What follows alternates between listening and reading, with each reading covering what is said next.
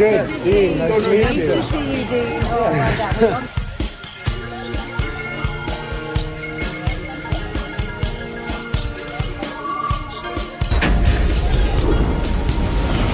Point is, you're not going to be Trump, and You know all what? the money you're wasting could go to better causes.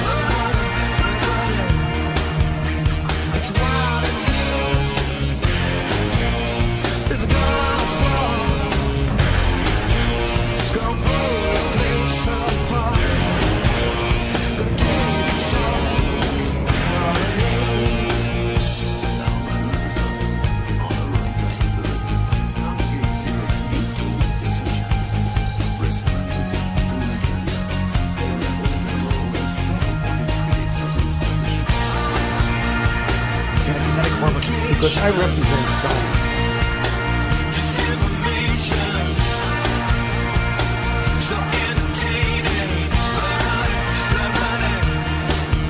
Take a look what happened. You should see the light from the ground of the king of the night.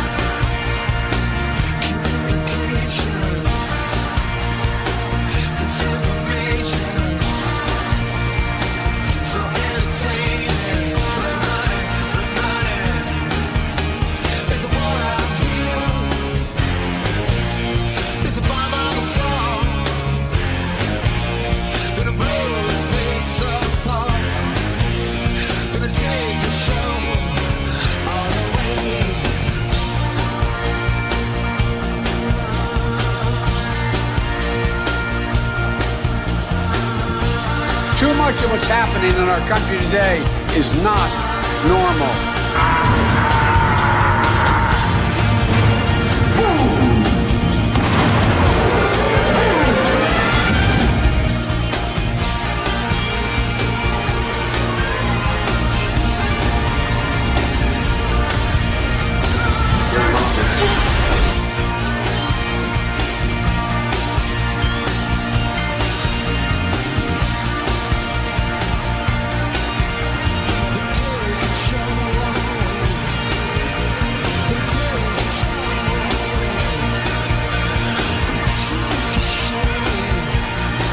Top shareholders of all of these corporations are Vanguard, BlackRock, and State Street, the big three.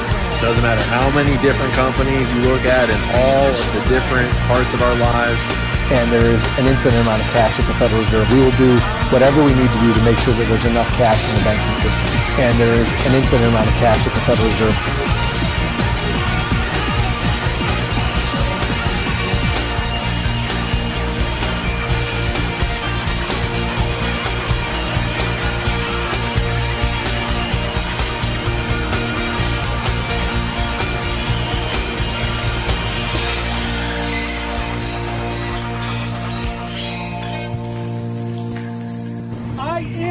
Well,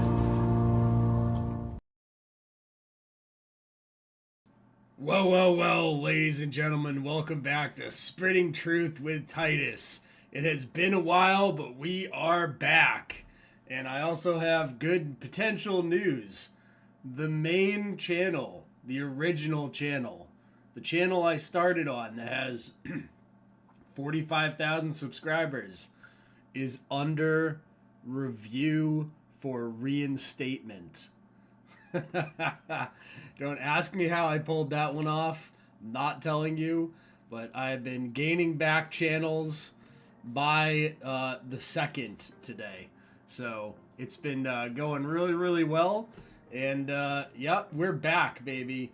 And I got lots of news because it's been a while. It's been a really long time. We've had a lot of stuff go on without having a news show. So we'll get right into it. Yeah, rare W for this channel here, absolutely. So with that being said, Spitting Truth with Titus News is back. America, is it great again? Use my magic to end the Fed? That is one of the things we will be discussing tonight, because the money printer has been questioned. Is it finally time? Is it finally time? Your ATM is safe, your banks are safe, there's enough cash in the financial system, and there is an infinite amount of cash at the Federal Reserve. An infinite amount of cash at the Federal Reserve. An infinite amount of cash at the Federal Reserve. Don't you want somebody to love? Don't you need somebody to love? Wouldn't you love somebody to love? You better find somebody to love. Don't you want somebody to love? Don't you need That's right.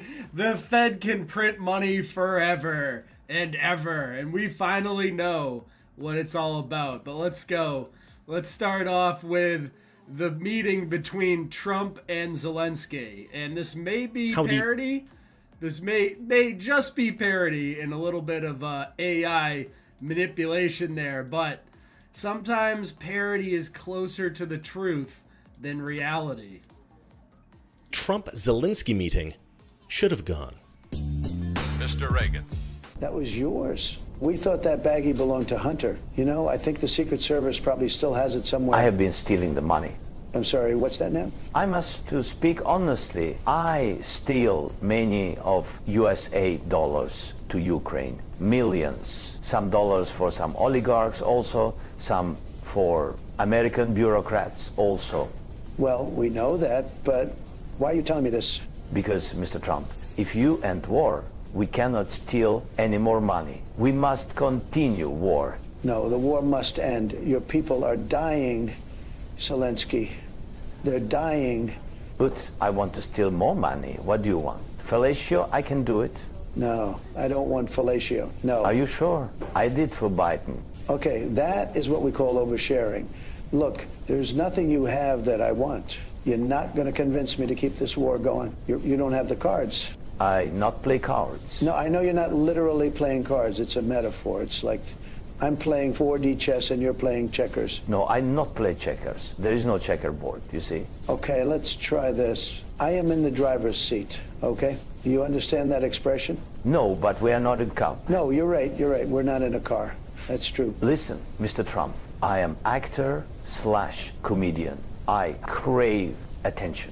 Since start of war, I get worshipped by presidents. I'm worshipped by Hollywood. If war ends, no more attention, no more worship. With all due respect, Mr. Trump, this war must last forever.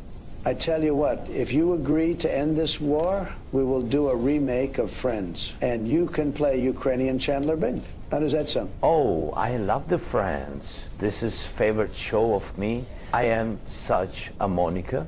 Fantastic. Okay, so let's sign the thing, and then I'll go show you the room where Bill Clinton and Monica Lewinsky did it. Oh yes, this is funny because I just say I'm such a Monica. Maybe we will go in a room and you can be Bill Clinton and I will be Monica. Yes?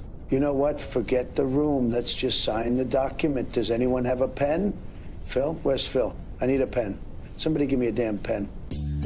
Mr. Reagan.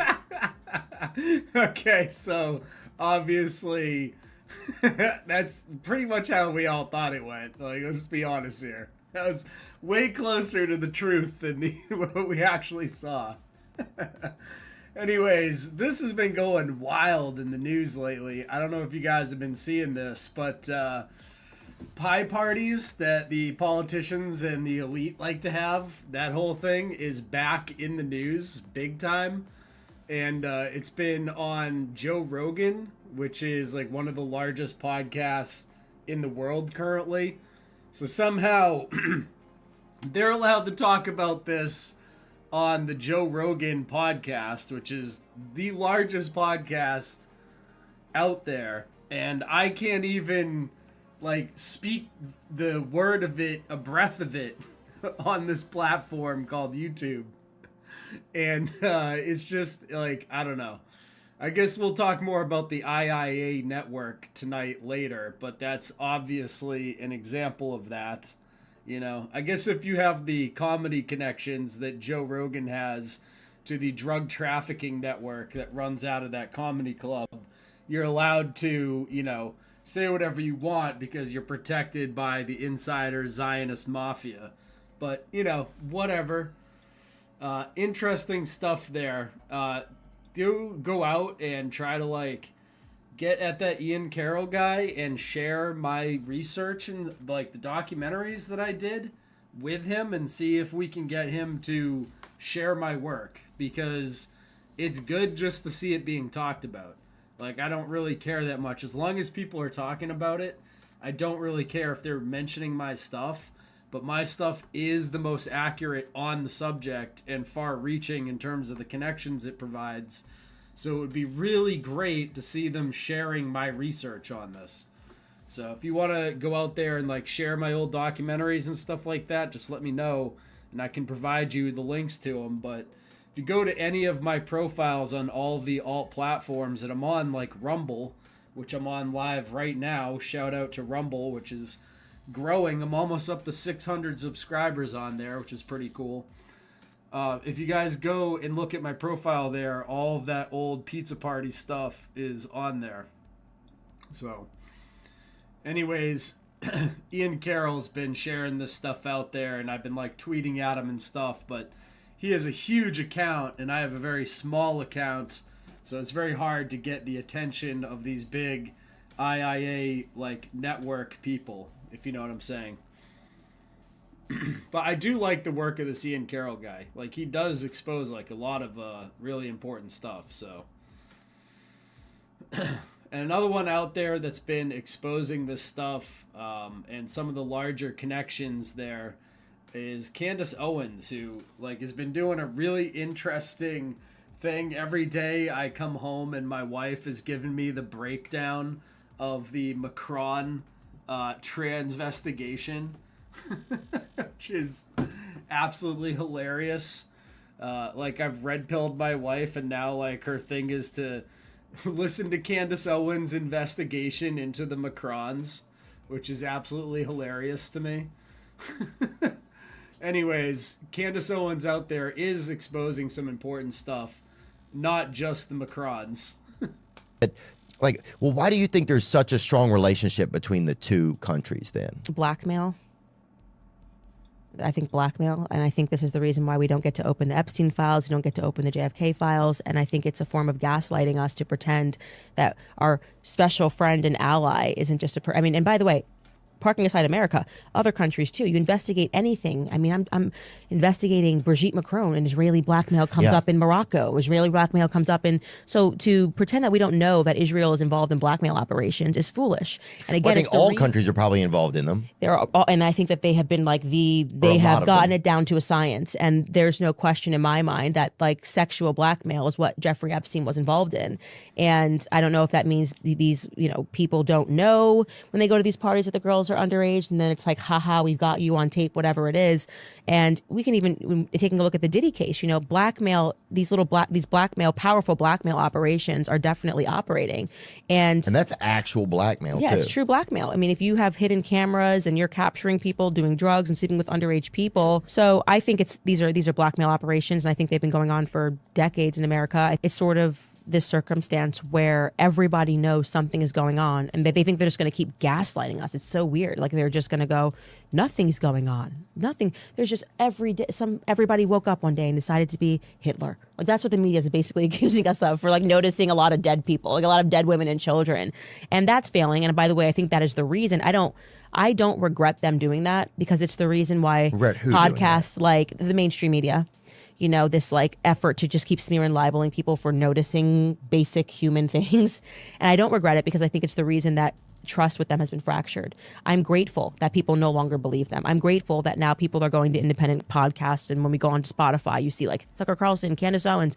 That means that for holding on to just like basic human values and being willing to talk about issues in a way and not pretend that your audiences are stupid and not seeing what you're Yeah. So it's really interesting to see like how all of this has been handled. You know, the whole Epstein thing, like, did they ever really... What's up there, Max Nemo on Rumble? Thanks for watching over there. And thanks for everyone watching on YouTube as well. I appreciate it, guys. But it's like really interesting to see how they've handled both cases. The pizza party one, which they just completely shut down. No one got arrested. That was a much more modern... I don't think they were expecting that one to get exposed when it did. So there was like a ton of social media evidence and like things out there that was like just hidden in plain sight that they weren't ever expecting to be criticized the way we were criticizing it. And you know, the whole Epstein Island thing was like a much older operation that served people that were like, you know, that other more higher level type stuff going on over there. And the whole Epstein thing's crazy too, because you got to think about it. They were bringing in like all these women from all these other foreign countries. Like lots of them went to the island, but then none of them ever left the island. Like there's got to be like a ton of murders that took place, not just human trafficking, on that whole Epstein Island operation. There's like just a ton of evidence to that regard. Like if you just talk to the staff and stuff that worked there, and like the easy numbers game you can do with the flight manifests, you know? So it's just crazy to me that stuff's never been investigated. Ghislaine Maxwell's in jail for trafficking to nobody because no one else has been arrested. So obviously she had no clients. It's just crazy.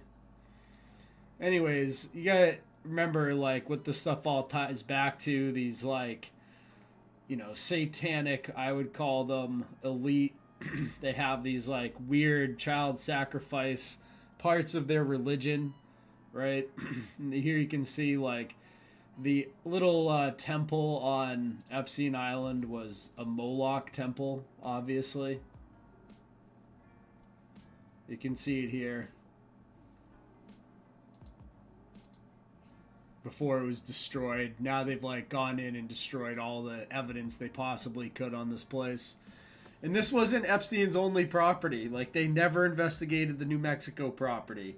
The Florida property, when I was the last person to film the Florida property before they demolished that one. You know, like as soon as this thing came to an end, it was well planned out. Like this end of the Epstein ring, and that's what brings to a question is like, now that this has been shut down and they've like pretty much covered up the whole pizza party thing, what are they doing now? That's like the big question is, are they doing anything, or are they just sitting there being like, well, you know, AI and CG has gotten so good that we can just use these computer graphics to like frame people for this stuff. We don't even have to do the like island thing anymore. Like we can just like make a video and threaten you with a fake video. You know, how would the public know any different? You know, so I don't know. Like maybe they did that and now they just frame people with that shit, or maybe they're still doing their means and methods and we just don't know which island they're doing it at now. You know what I'm saying?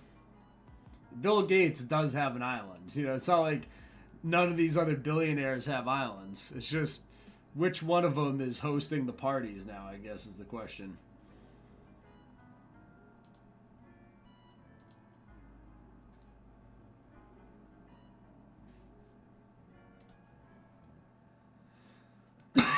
And you can see all these guys, and like this is the stuff that you have to get back into, like when you talk about the whole pizza party thing, is like this connection to Haiti with all these celebrities and all these things.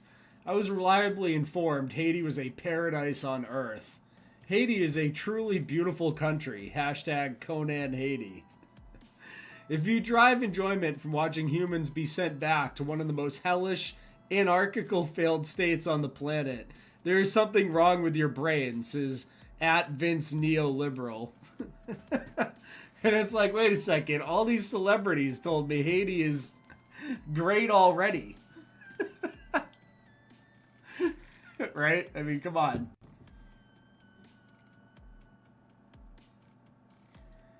That whole Turkish bath video thing, that has like, I don't know what that has to do with, but I've never seen anyone tie that back to Isaac Cappy. So, like, I think that was a whole, like, get people off the rabbit trail that would lead to the people that were surrounding Isaac and, you know, obviously causing him lots of problems, which I've talked about ad nauseum who those people are.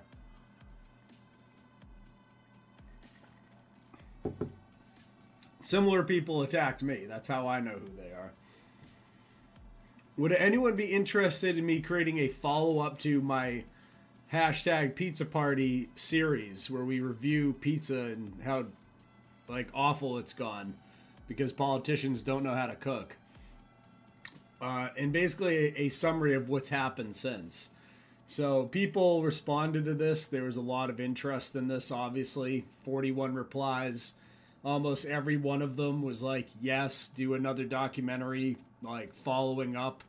So the idea with this would be to basically tell the story of what's happened since all the documentaries and stuff have come out and just show like how the media responded and how they covered all this up and sort of the backlash that various researchers suffered as part of like exposing this thing and how no one was ever held accountable and anything like that. So it would be a pretty interesting documentary. I think people would be interested in seeing it.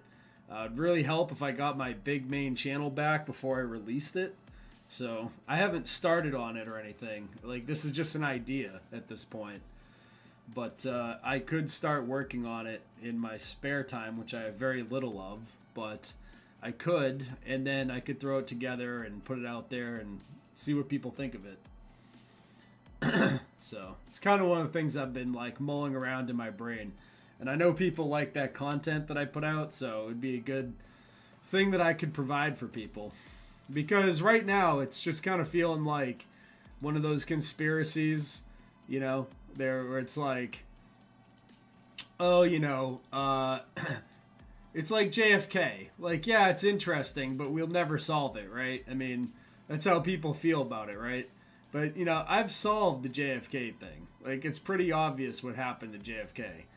JFK was opposing the Federal Reserve Bank, and the Secret Service, which works for the Federal Reserve, because they investigate counterfeit money of the Federal Reserve, well, they found the counterfeiter. That was JFK, because he had created that executive order to get rid of the Federal Reserve and start printing American dollars again.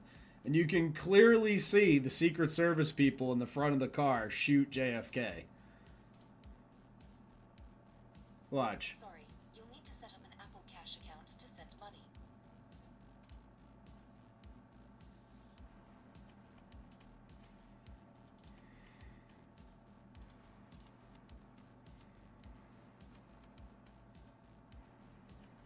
See that?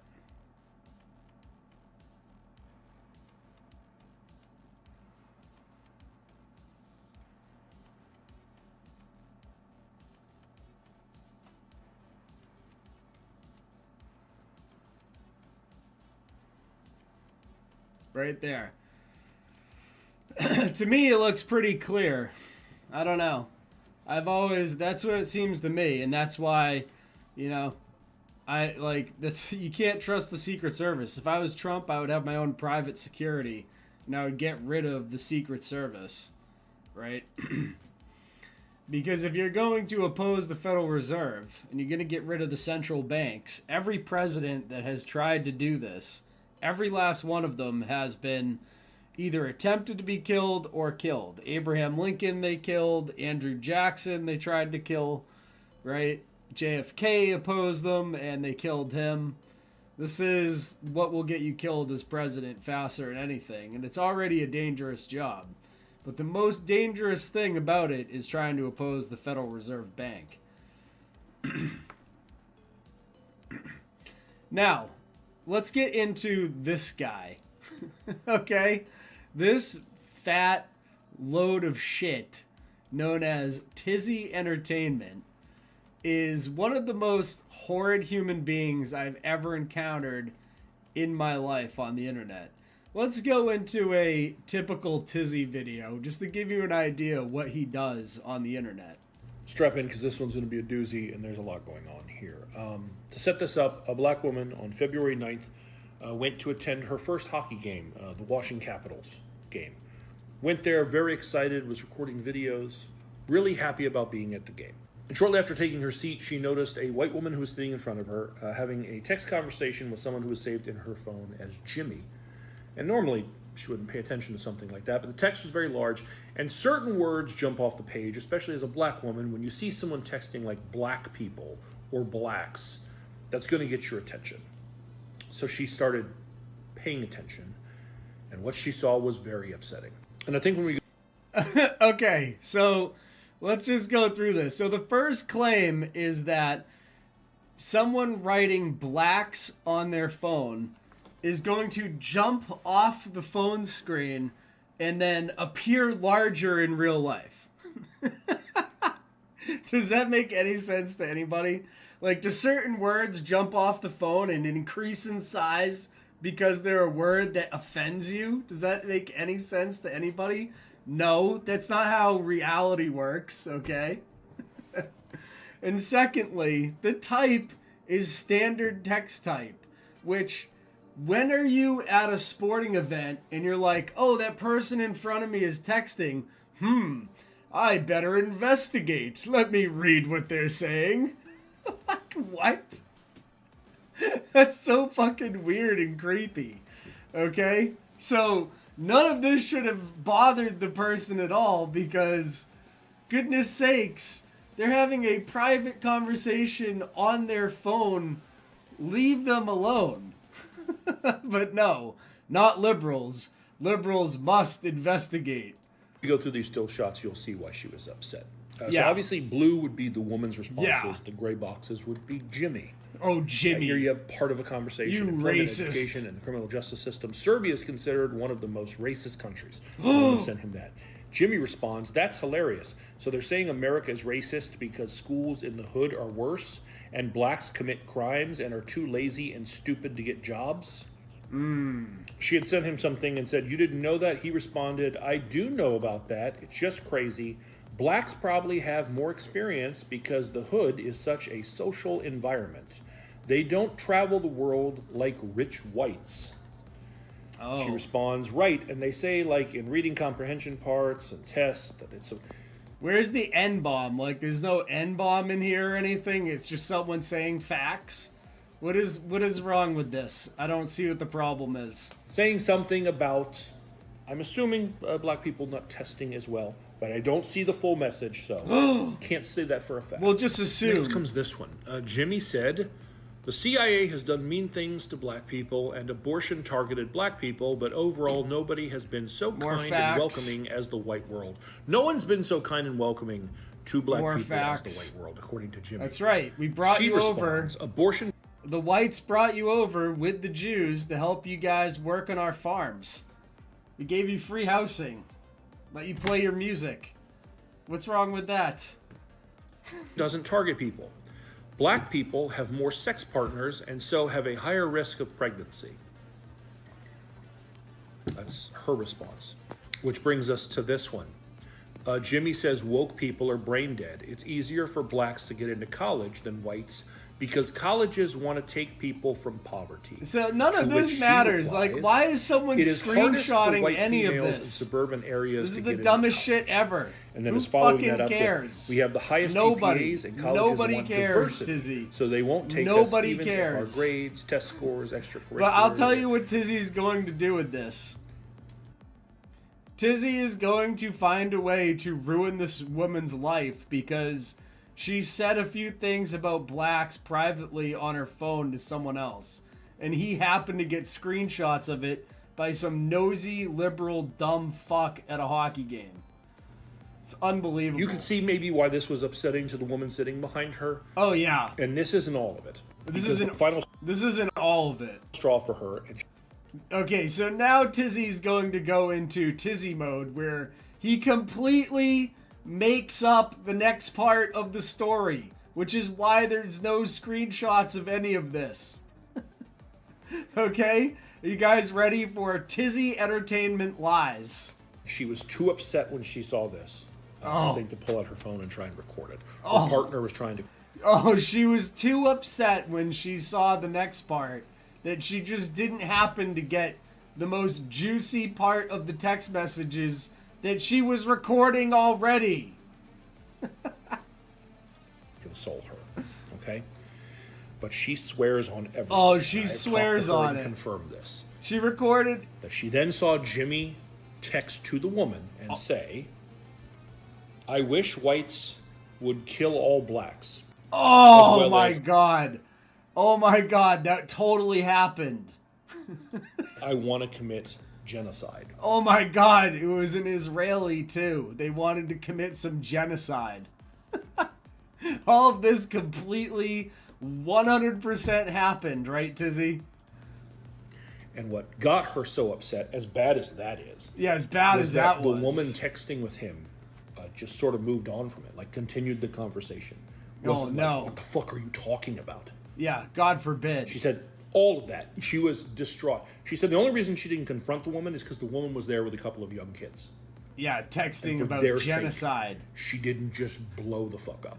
But after hours of this, Oh. that woman got up to leave. And she got a very clear image of her. Yep, we got an image of She her. messaged me after posting her video on TikTok. Tizzy, to the rescue! Please save me, Tizzy! This woman was texting things! I could help with this. And it took me very little time, quite frankly, to take this image and from that find this image. Then he puts up a picture of her kids, which was completely unnecessary. Of that woman attending a Capitals game. She also said that this looked like the young children she was with. That image led me to this image, which led me to this very professional looking picture that is on the website of her employer. That employer being One Alpine Group, which you can see from this LinkedIn is listed as a top 20 DC lobbying firm. And as you can see on their employment page, she's right there, Courtney Johnson, listed as a principal with Alpine Group. Actually, if you go to her LinkedIn, she's listed as the senior vice president at Alpine Group. And if you go to the Alpine Group website and you click on her picture, it pulls up her bio page. It says that Courtney Johnson was recognized as a top lobbyist by The Hill and is dynamic, experienced, and highly motivated government affairs professional. So this guy's going to ruin this woman's life over some text messages that are just like borderline spicy. They're not even that bad. With a proven track record of successful advocacy, and she has spearheaded and executed numerous advocacy campaigns on major health legislation. The woman you saw carrying on that text conversation is a top lobbyist in DC with a huge firm who has spearheaded and executed numerous advocacy campaigns on major health legislation. So Probably working on health a legislation coronavirus person. while making statements in her private life, such as black people have more sex partners and so have a higher risk of pregnancy. Is that not a fact? That might be true, though, Tizzy. What if that's actually a true statistic? Like, you didn't even check to see if that was true or not. I guess black people are just more promiscuous. Now, sharing what I found with the victim, we decided not to just jump into a video. Of course Instead, not. At We her had to encouragement and ruin her blessing, life I first. reached out to Keenan Austin Reed, the CEO. Yeah. Turns out her boss is black, so we had to tell her black boss about these horrid things that she never said about killing all blacks. And try to get her fired and have her life ruined. Like, this shit's crazy. This is the type of people you find on the internet. On all sides, by the way, not just the left. I sent those screenshots as well as the image of her. Oh, that was totally And then normal said, behavior, The Tizzy. video's available if you want it. She said, yes, please send me the video. I sent her that. And then I didn't hear anything. So after a full day, I emailed her and said, hey, making a video. I don't know if Alpine Group would like to make a statement. She said yes, and she sent the following. We are aware of this issue and have placed Miss Johnson on administrative leave while we look into this. These statements are inconsistent with our values, culture, and beliefs as an organization. Statement from the Alpine Group. I'll tell you that the woman that experienced that recorded those images, didn't love this response, and I'm not crazy about it myself. Yeah, because she wasn't immediately fired and like drawn and quartered, so Tizzy wasn't happy enough with that. But all right, so here he's going on again, another video. He's out there being Tizzy. Yeah, fucking go back to Mexico. Chandler, Arizona, Europe. From what I'm told, the people who recorded this video, they were driving down the road. They had. Yep. So this guy told someone to go back to Mexico. Oh, Tizzy's on the case to ruin his life next. Like, this is what this guy does. He's absolutely insane. Anyways, who is Tizzy? Like, if he's gonna go out there and do this shit to other people, who the fuck is this guy? Who would want to guess Tizzy's a fucking creeper? Anyone? Does anyone want to take a wild guess that this guy might just happen to be a creeper? Yep. Turns out that's who he is. From @SomeBitchIknow. Hey, Tizzy Entertainment, is this you tweeting about rape nonstop, telling women you disagree with you, hope they get gang raped, and taking pictures of teen girls without their permission and posting it to your Instagram alongside your porn shoots? Yup, sure is. And here you can see like all this stuff here.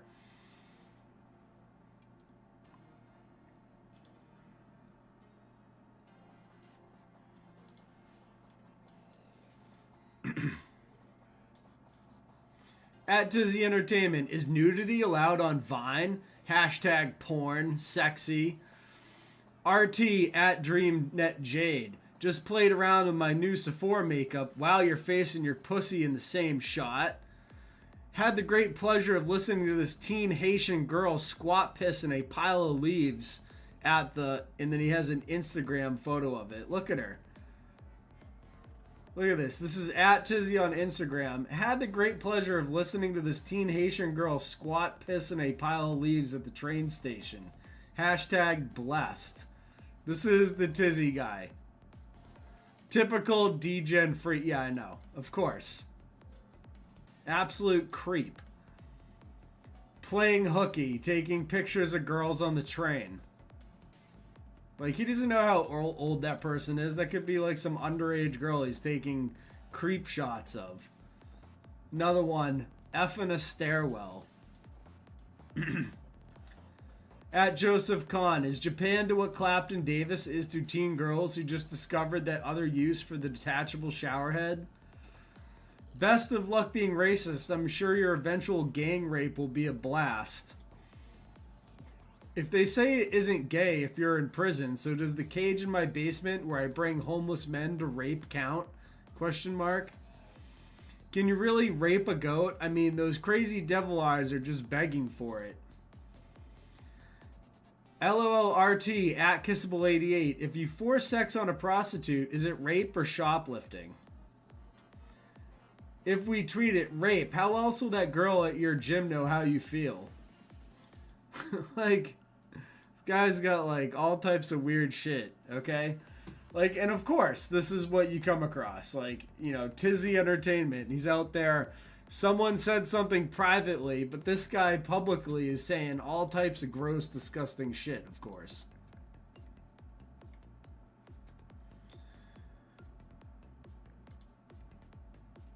Here's all the stuff from his Instagram.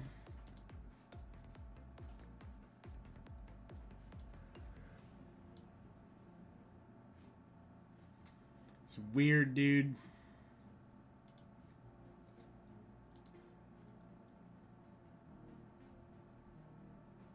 Have a moment, hop over to Be known, Tizzy Entertainment, also known as R. Michael McWhorter, has a history of harassing teen girls on TikTok as well.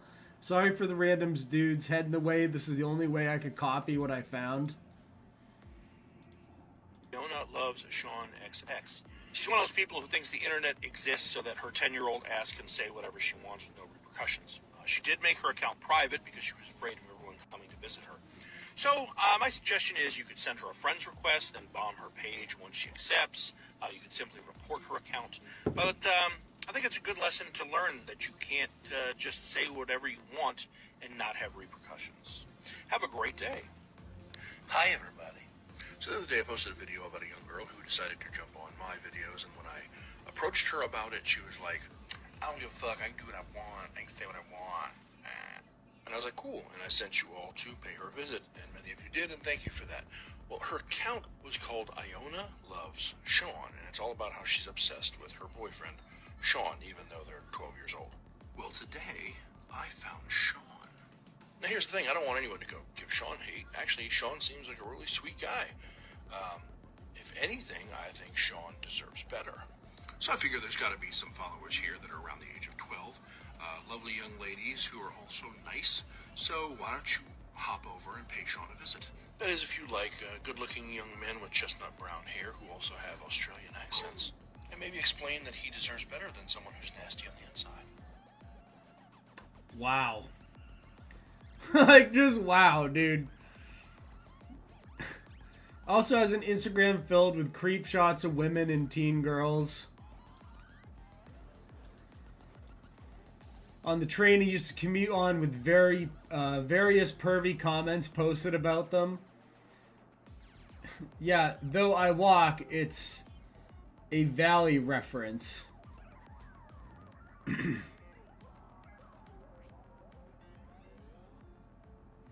Here's another one.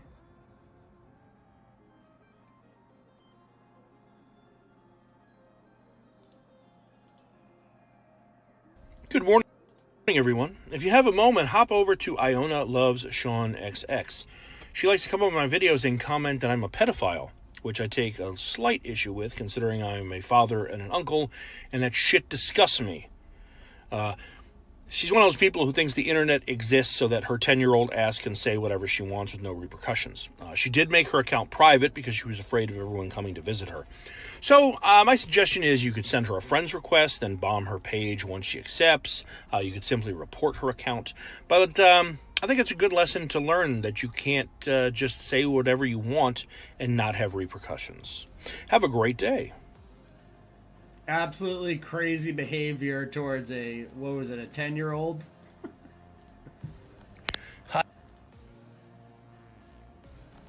Hi, everybody. So the other day I posted a video about a young girl who decided to jump on my videos and leave comments about how I'm a pedophile. We saw these already, but I mean, it's just absolutely nuts.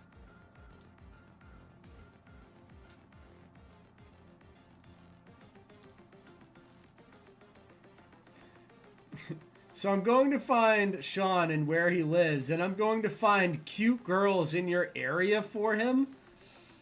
Ooh, isn't that illegal?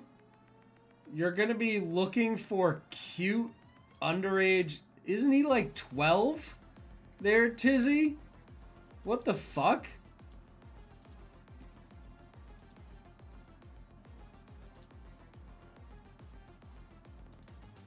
She's also 10. That's not okay for Tim talk. And yeah, he's still right. You can get a beating. Means the government won't arrest you for saying what about they don't like. You can still catch a beating. So he's going after 10-year-olds. What a fucking weirdo. Like, why don't you just block the 10-year-old and move on with your life? Why would you go after him like this? You're such a fucking creep. So what did he do to @some bitch I know? He blocked her. That's how he addressed the situation. He just blocked her. How do you think he addressed it when I brought it up? Same exact manner, of course. See, and then all of his little, like, bot accounts that reply, they're all like, oh, Tizzy apologized for all that stuff. What?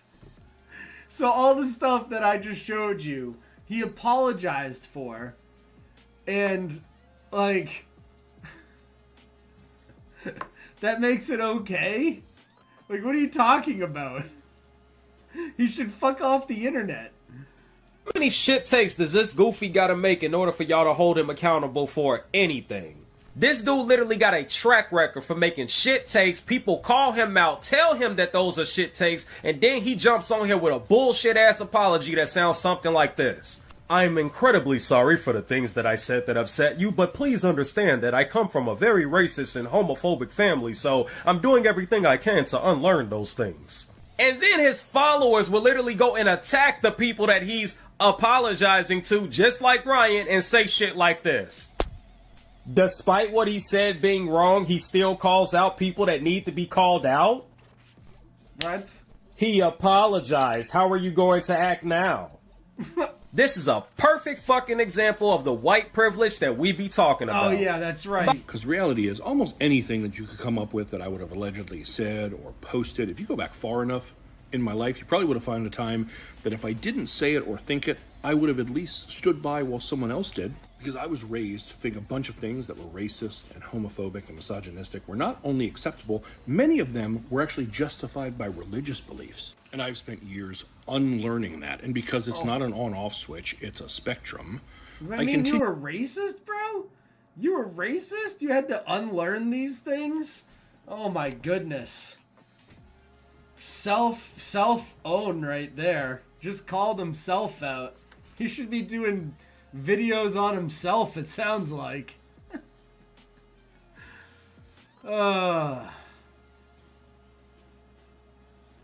Yeah, I know, dude. It's unbelievable. It's this guy just...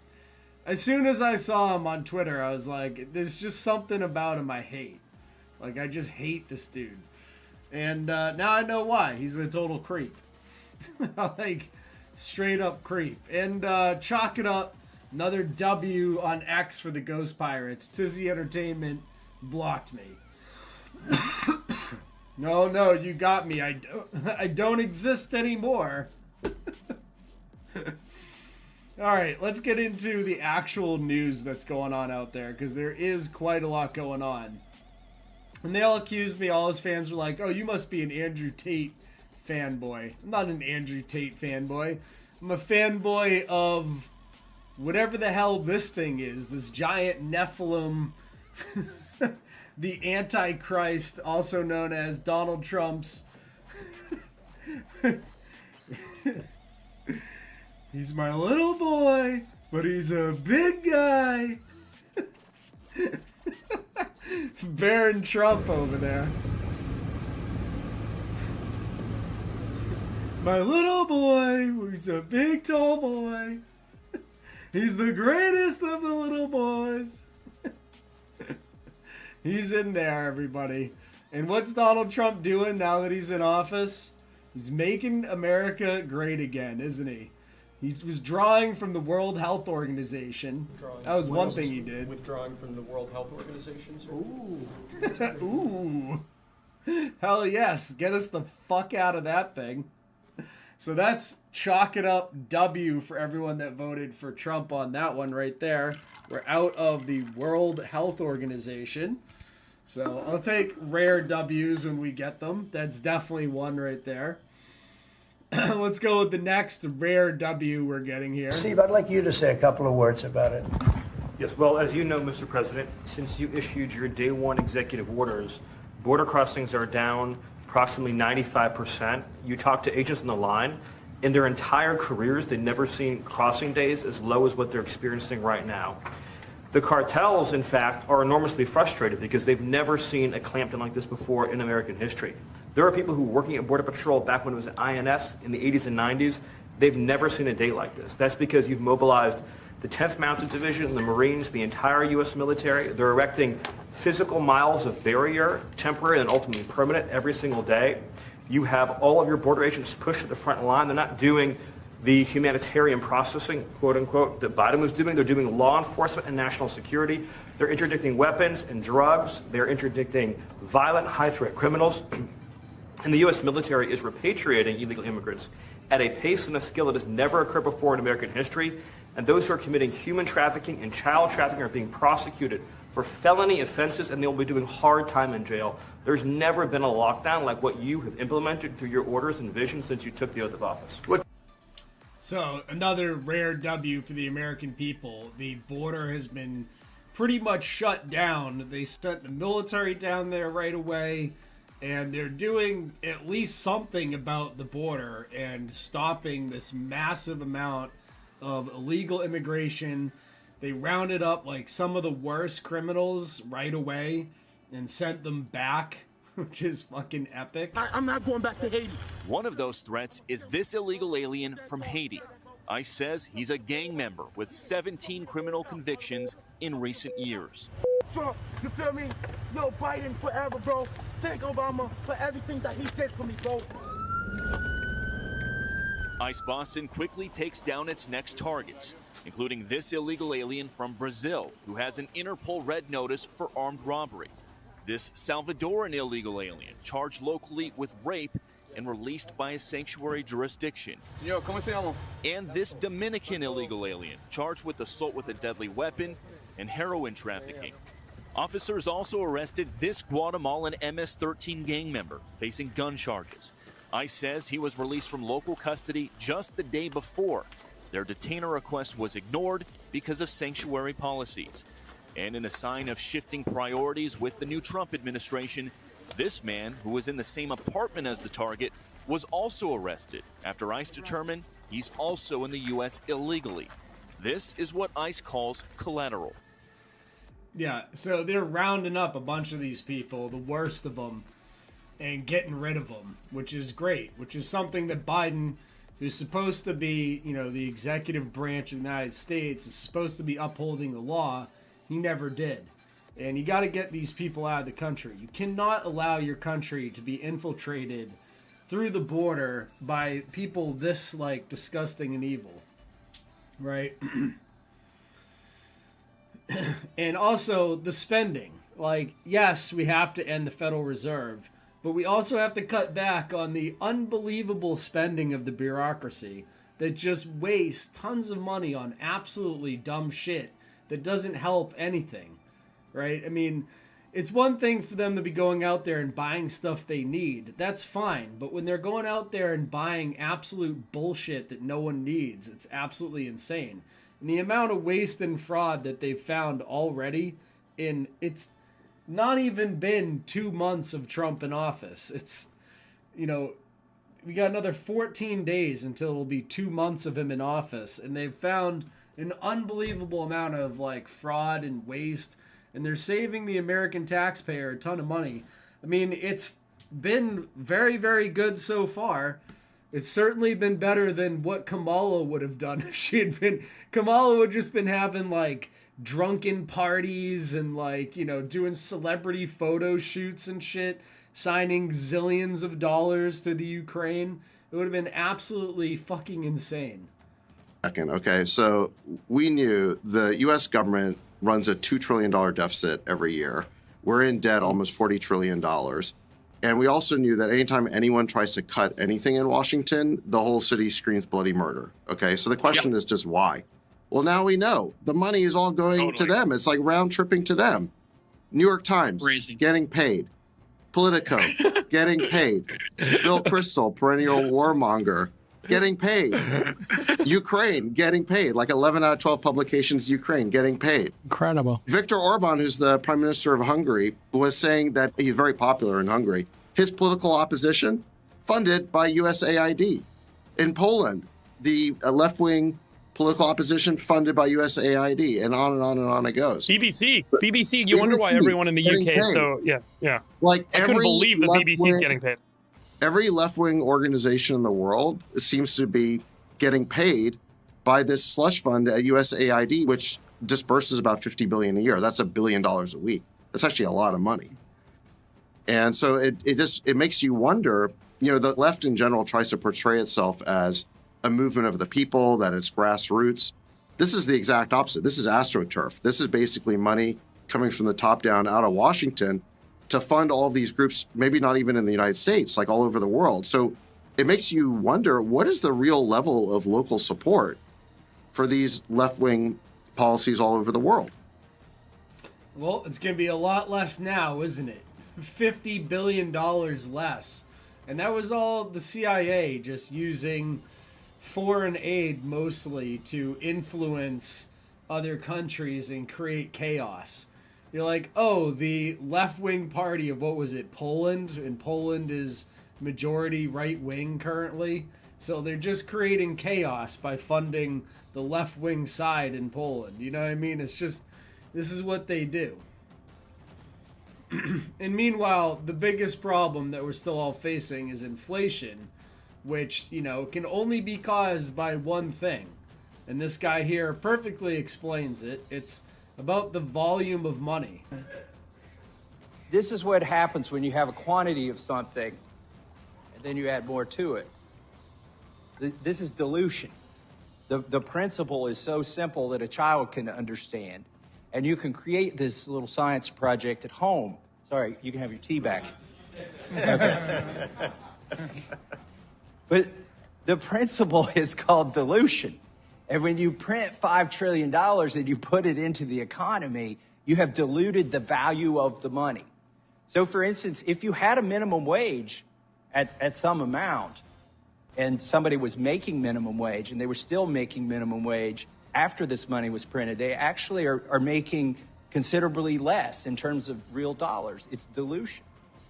So the $5 trillion that we printed, I would argue, is the primary source of inflation. We can say, well, eggs went up because feed went up, fuel went up because there's a war in Ukraine. You can find a lot of excuses for various different industries.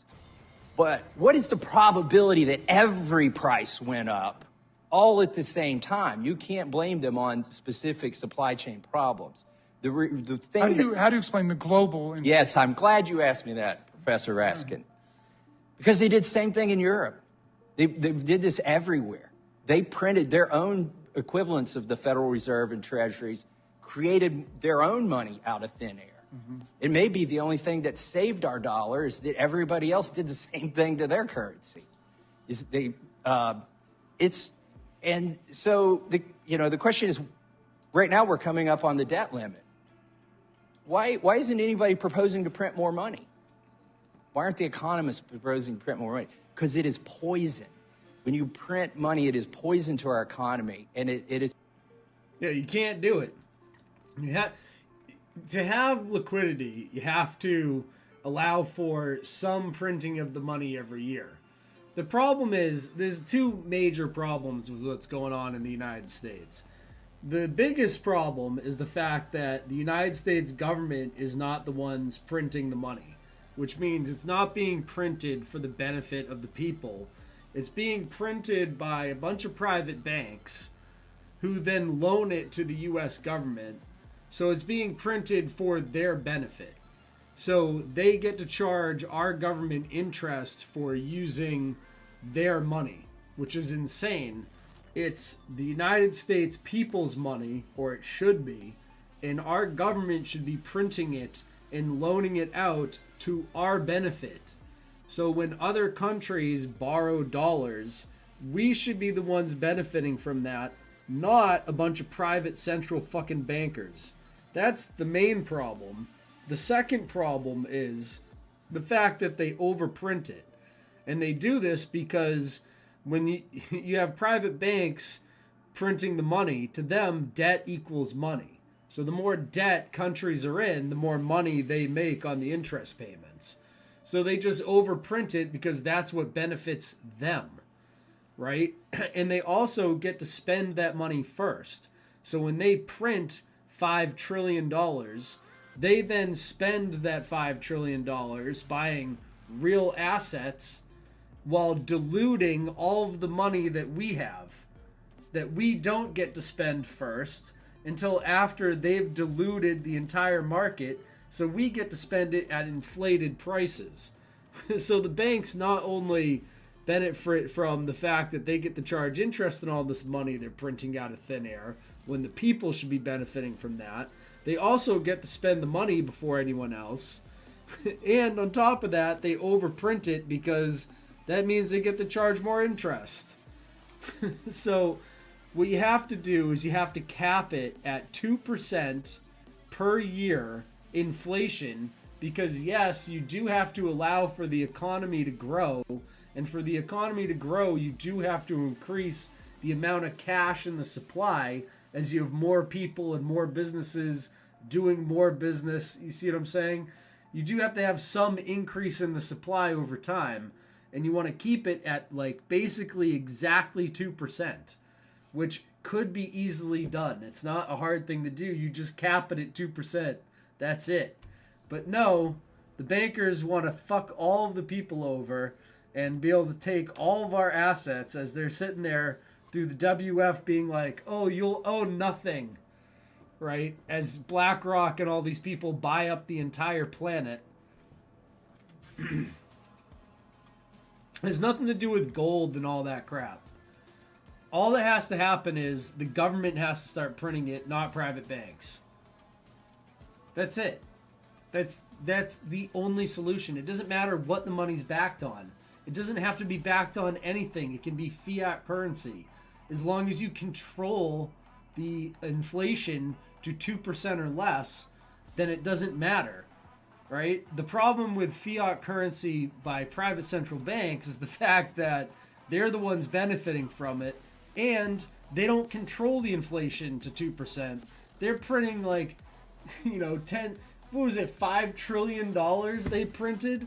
Like, how much does that add to the supply of money? It's like doubling it practically, So it's insane. They're not keeping inflation of the money supply to 2%, not even close. They're like doubling it every 5 years. So that's why I want them to abolish the Federal Reserve. And Trump has talked about this. Like, he has mentioned this. Like, listen to this. This was, when I heard this, I was like, holy shit, he's actually talking about it. Trump just called for Congress to abolish the income tax. This is huge. America is going to be very rich again, and it's going to happen very quickly. It's time for the United States to return to the system that made us richer and more powerful than ever before. Do you know the United States in 1870 to 1913? Oh, whoa. So he just mentions the fact that from the end of the Civil War, when we had no private central bank, until 1913 was the most prosperous time in American history, and that's when we had no private central bank, right? That's what Abraham Lincoln did that got him killed, was he got rid of the central bank. All tariffs, and that was the richest period in the history of the United States, relatively speaking. In other words, relatively. And they set up the Great Tariff Commission of 1887, and this commission had one function: what to do with all the money that we took in. It was so enormous that they had no idea. It was a blue ribbon committee. It was set up 1887, and what to do with all of the money that we had. And again, Teddy Roosevelt was a beneficiary, because when McKinley was killed, he took over this vast sum of money, and he did all of those national parks and all of the other things. And I'm not knocking him, but he was given a vast amount of money, and that was all made through tariffs. We had no income tax. The income tax came in 1913. As I said in my speech last week, instead of taxing our citizens to enrich foreign nations, we should be tariffing and taxing foreign nations to enrich our citizens. Does that make sense, right? Yes. That makes sense. Go back to having no private central bank. We'll print our own money. It'll still be the world reserve currency. And then you just charge other countries for using the US dollar. And then America becomes extremely wealthy. You imagine how much money the United States would have to be able to take care of its own citizens if they didn't have all of this money being funneled into these private central bankers, right? You'll never be free until the Federal Reserve is gone. That's the problem. Like, these guys, J.P. Morgan, Rothschild, Jacob Schiff, Warburg, Rockefeller, all gave everything over to the Federal Reserve. And these are the people in charge now. This, like, Federal Reserve board of banksters. This is the main problem. So it'd be great if they got rid of it. But I don't know if that's ever going to happen, to be honest. And here you have the response to all this. The response to all the corruption they've found, all the wasted money, all this USAID crap that's been going on. You get people putting stuff like this up there. This house supports federal workers. Right. More like, this house supports corruption, fraud, and the oversized bureaucracy. And of course, they live in D.C., right? They probably used to love eating a Comet. What they did last week. NSA's secret sex chats. Intelligence officials maintained a chat room to discuss polyamory, tranny surgeries, internal documents reveal. There you go. That's what the NSA was up to last week. Absolutely brutal. The State of the Union, as a liberal gives it to you here. So with all these good things going on, this is what you get out of the liberals. MAGA cult once again slayed. MAGA down bad after this video. This guy's gonna torch you MAGA-tards out there, okay? He's coming for you. Trump and Musk are gonna give us 20% of the Doge savings because they care about us. You think they care about you? Trump and Musk have the Department of Education face down, ass up, so they can continue fucking it into oblivion. Planes are falling out of the fucking sky. RFK literally wants to put poison in our foods, and they're raising the debt ceiling $4 trillion fucking dollars so they can give a tax cut to billionaires. If you think they care about you, you are so slow they could time you with a fucking calendar. Not to mention, those Doge savings are a complete fucking fantasy. At first he was gonna save $2 trillion, and then it was $1 trillion, and now he says he can't even fucking do that. Conservative losers have a mind-boggling combination of being completely self-serving while at the same time lacking any semblance of self-awareness. How are you gonna cheer for your taxes to be raised several $1,000s so you can get a $30 check from Doge? These people whined for years about how the ruling elite is fucking us. And now that the ruling elite is giving them eye contact while they fucking do it, they're cheering them on. It is not that fucking hard. And the left is not the elite? Like, what is this dude talking about? What an insane take. And where's my $30 Doge check, by the way? I haven't got any $30 from Doge. What the fuck? Here's your US aid people being let out of the building.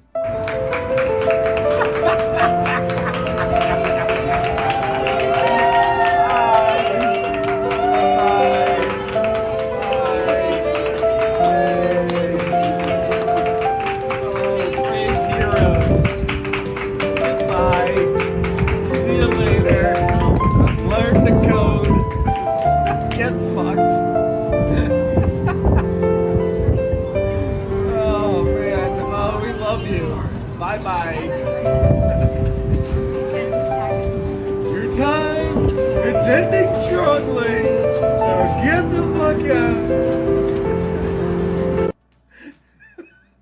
No one wants you here anymore. Get out. Here's what they were doing before they left, by the way. Here's ISIS in Syria. And you might notice the backdrop, who is funding these guys. That time, ISIS produced content from a US aid tent. There you go. You know, that's why it's time to pack your bags and get the fuck out of here. Goodbye, US aid. No one is gonna miss you at all. Well, These guys on the screen might miss you, but the rest of humanity will not miss you. Alright, RFK is absolutely based, by the way. These are absolutely based takes from RFK.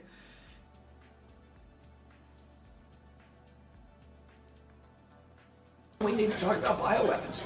Yes. The level, I know a lot now about bioweapons. You because do? I've been doing a book on it for the past 2.5 years, and you know, the technology that we now have. All right. He's been looking into this for the last 2.5 years. RFK, tell me you've been watching Spitting Truth with Titus without telling me you've been watching Spitting Truth with Titus. Go. All of these microbes, we've put hundreds of millions of dollars into ethnically targeted microbes. The Chinese have done the same thing. In fact, COVID-19, there's an argument that it is ethnically targeted. COVID-19 attacks certain races disproportionately. The races that are most immune to COVID-19 are because of the structure of the genetic structure, genetic differentials among different races of the receptors of the ACE2 receptor. COVID-19 is targeted to attack Caucasians and black people. The people who are most immune are Ashkenazi Jews and Chinese. But we don't know whether it was deliberately targeted that or not. But there are papers out there that show the racial and ethnic differential and impact to that. We do know that the Chinese are spending hundreds of millions of dollars developing ethnic bioweapons, and we are developing ethnic bioweapons. That's what all those labs in the Ukraine are about. They're collecting Russian DNA, they're collecting Chinese DNA, so that we can target people. There you go. There you go. So he's absolutely been watching, some Spitting Truth with Titus over there. He's talking about the ethnically targeted bioweapons that COVID-19 was. And here he plans to remove immunity from all these vaccine manufacturers. What I would do is I would get rid of that immunity. I would lift the immunity and make them accountable and make them responsible, because that's the only way to ensure the safety of this. God, this guy, I like what he has to say, but good Lord. Can we get a translator for him where he just doesn't talk and someone else talks for him and he just kind of stands there? This product. They haven't paid anything with vaccines because vaccines are immune from liability. So you cannot, no matter how negligent that company is, no matter how reckless they are, no matter how grievous your injury, you can't sue them. Yeah, no shit. That's what we were saying the whole time. Oh well. Hopefully some of these things start getting fixed. So, if this doesn't make your blood boil, nothing will. This is some of the other nonsense they found. Here is Rory Stewart explaining his connection to USAID. Stopped. Doesn't matter, you have a contract. So, Turquoise Mountain, which my wife Shoshana runs, has a contract. Had another $1 million to go. Money just stops. Oh, hold on. Wait, there's a contract. No, it's not just stopped. Let's think about this for a second. All of the contracts that were in place, all of them got frozen. Even for stuff that's important. But what's happening is things are just getting reviewed. And once the review is done, the stuff that was legitimate for actual equipment will get unfrozen and those contracts will remain in place. For stupid shit like what this guy's about to describe, those contracts are going away because it's absolutely ridiculous and never should have been funded in the first place. Between some organization and USAID, and the contract stopped. And hold on, his wife ran that organization, and they were supposed to get another $1 million from the US government, and that just stopped. What organization does his wife run? It's called the Turquoise Mountain Foundation. You can't make this up. The Turquoise Mountain Foundation exists to teach Afghani peasants about degenerate modern art. So this is in some ways often called the first piece of conceptual art. این را که ما می‌بینیم نمونه این بعضی مردم اولین کار هنری مفکوره‌ای میگن. Does anyone know what it is? شما کسی می‌فهمید چی است؟ I don't expect the ladies to know. کمود است. Exactly. An artist called Marcel Duchamp, who's very important in Western art, put this toilet in an art gallery about 100 years ago. That's where your money's going. Your money is going, or was going until Trump got hold of it, to pay off the wives of British politicians turned Yale professors to teach Afghanis who probably have more important things on their mind about how perverse Western anti-artists decided to pretend that urinals and toilets were, Caravaggio paintings in the early 20th century. There you go. More wasted money found by this shit. It's unfucking believable. And meanwhile, I was down in Carolinas after, the hurricane and all that stuff. I went through there back in, it must have been late November. And it was a fucking mess. And there was nothing being done whatsoever. I didn't see any crews down there doing anything. I went around and took photos, drove all around the place. I didn't see any emergency workers or anything there rebuilding anything. The place had just been demolished, and North Carolina was just basically left to deal with it by itself. Like, Biden did absolutely nothing. And then shortly after Trump's in there, was this January 27th, 7 days later, all of a sudden they have trucks and they have stuff showing up down there to fix things. That's how long it's taken. Like, it took until Trump got into office for them to decide to go down there and start actually fixing stuff. What's up there, Bowler Bear? Nice to see the pirate flag in the chat again. Remember, everyone, to raise the pirate flag with the ghost symbol for, representing the Titus Frost crew when you're in other people's chats. As we regain audience here, that'll become more and more important to do, because we're going to start going into people's live chats and taking them over. However, we shall see if we get a immediate bump back up in audience size if I get my main channel back. Just everyone pray and hope that the very fine people of India decide to reinstate that channel.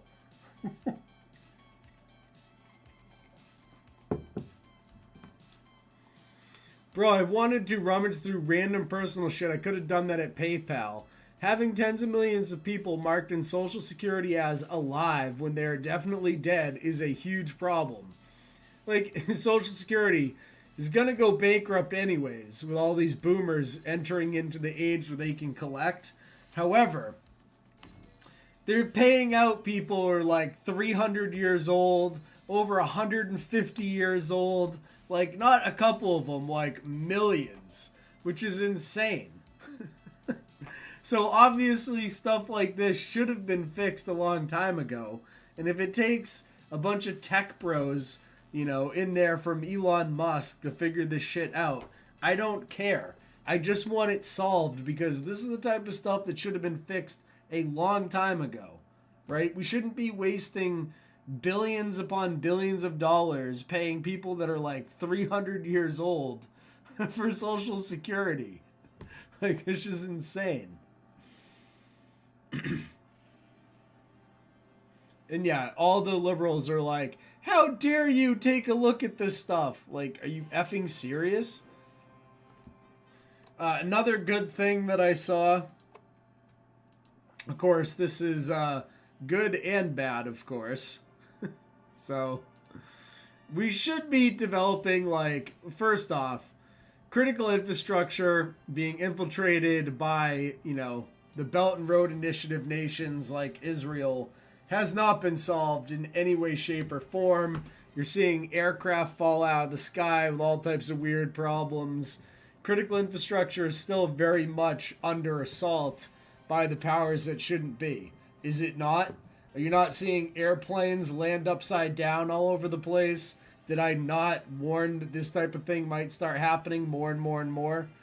Yes, I did. Unfortunately, this is what's going on. However, this is good. You know, they're building new factories to move some of the semiconductor manufacturing to the United States.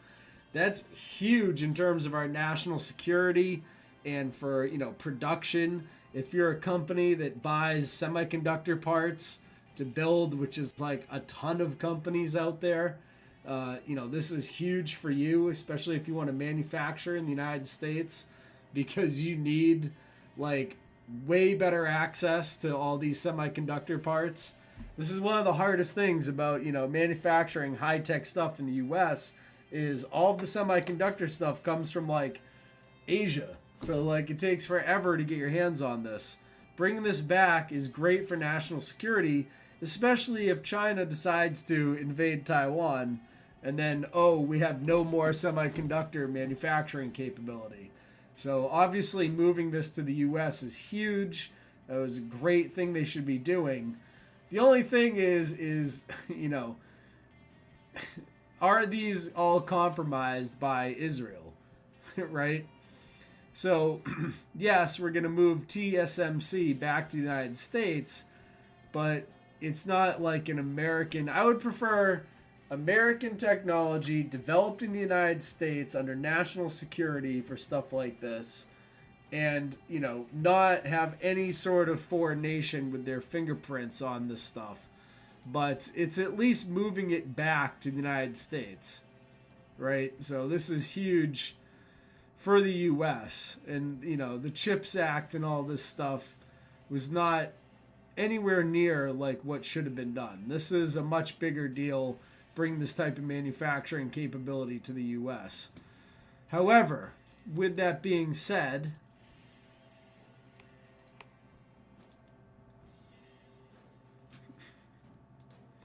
Taiwan eyes Israeli role in $100 billion semiconductor investment tied to Trump's AI push. Right? So you're like, oh yeah, of course.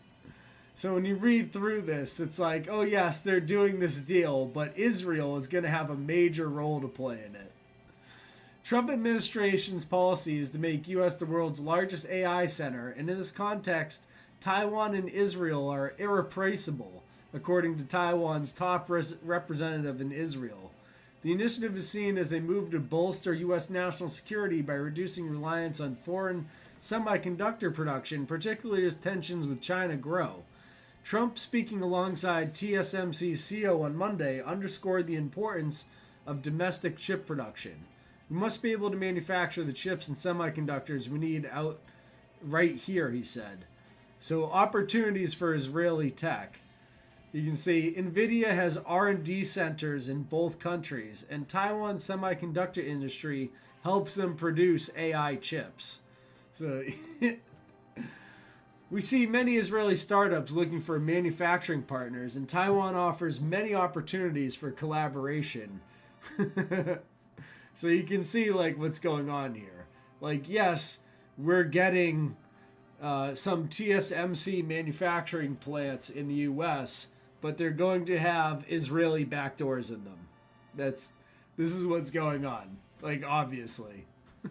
Like, yes, United States will give you a little bit of a win. You get to at least have local access to semiconductors. But, no, they will not be free of, you know, Israeli hands there.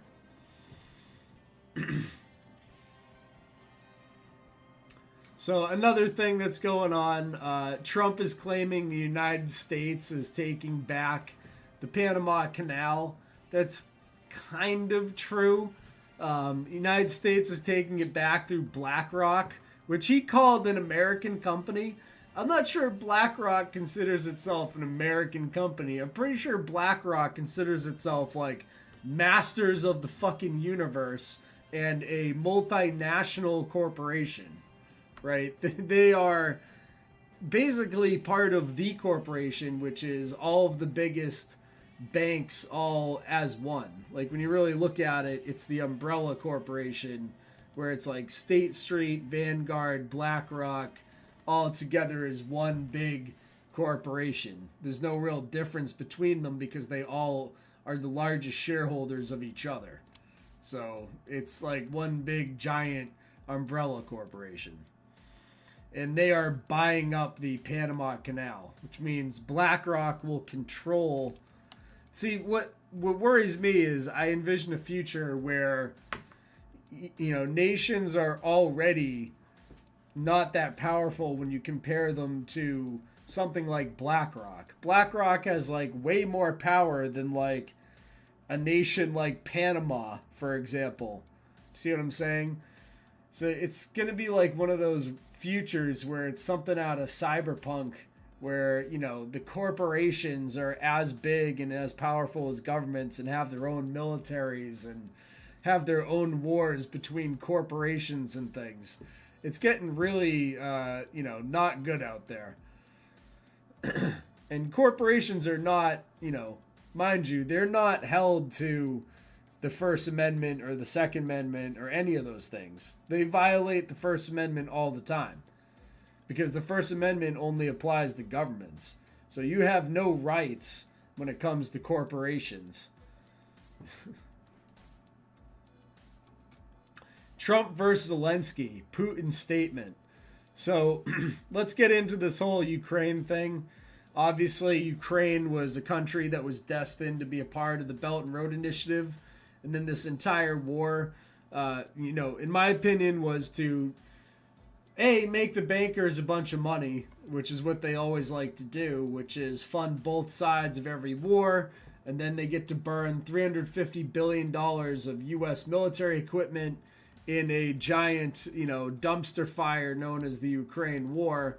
And they get to do their, you know, Moloch human sacrifice crap by just throwing a bunch of people to the meat grinder. You know, all these soldiers, young men with families just being thrown into useless warfare to make corporations and private banks a boatload of cash.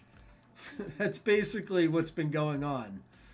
So with that, Putin on what would have happened if Trump was reelected. If he had been the president, if the victory wasn't stolen from him in 2020, maybe the Ukrainian crisis that arose in 2022 would have never appeared. Yep, that's probably true because I don't think Putin would have tried that crap with Trump in office because Trump would have responded much differently than Biden did. And, you know, this is what they talk about in stuff like the art of war, which is if you want to avoid war, you need to prepare for war and show a strong hand. If you want to have war, then you appear weak, right? And this is basically why Biden caused war, because Biden was so damn weak. And here you have President Trump greeting Zelensky at the White House. I thought this was hilarious. Pretty close. You're all dressed up, he says to him. He's all dressed up today. President Trump, what's your message to Vladimir Putin, sir? President Trump. Look how short Zelensky is. What a tiny little short gremlin. In his little LARPing outfit. He's got his little fake military uniform on. That dude's never fought in the actual war. He's so small, it would be hard to hit him though, wouldn't it? He's like a little munchkin. Thank you very much. There you go. Let's go in. They're going to make a deal. And this is how the deal went. Maybe he did. I don't know what happened. But he didn't break him with me. He wants to make a deal. I don't know if you can make a deal. The problem is I've empowered you to be a tough guy. And I don't think you'd be a tough guy without the United States. And your people are very brave. But you're either going to make a deal or we're out. And if we're out, you'll fight it out. I don't think it's going to be pretty, but you'll fight it out. But you don't have the cards. But once we sign that deal, you're in a much better position. But you're not acting at all thankful. And that's not a nice thing. I'll be honest, that's not a nice thing. All right, I think we've seen enough. What do you think? Huh? This is going to be great television, I will say that. All right. We'll see what we can do about putting it together.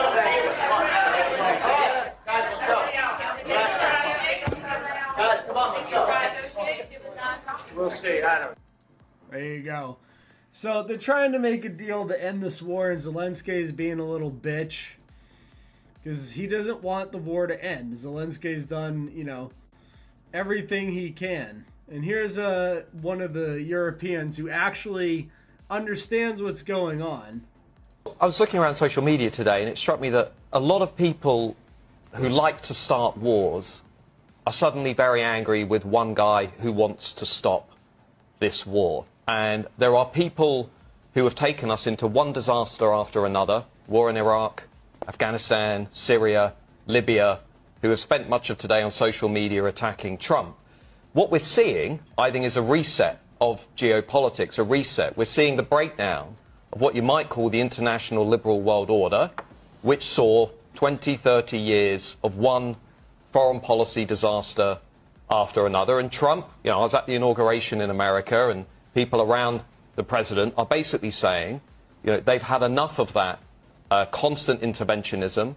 They've had enough of Europe, by the way, again, maybe a controversial point, but Europe not paying its way on defence.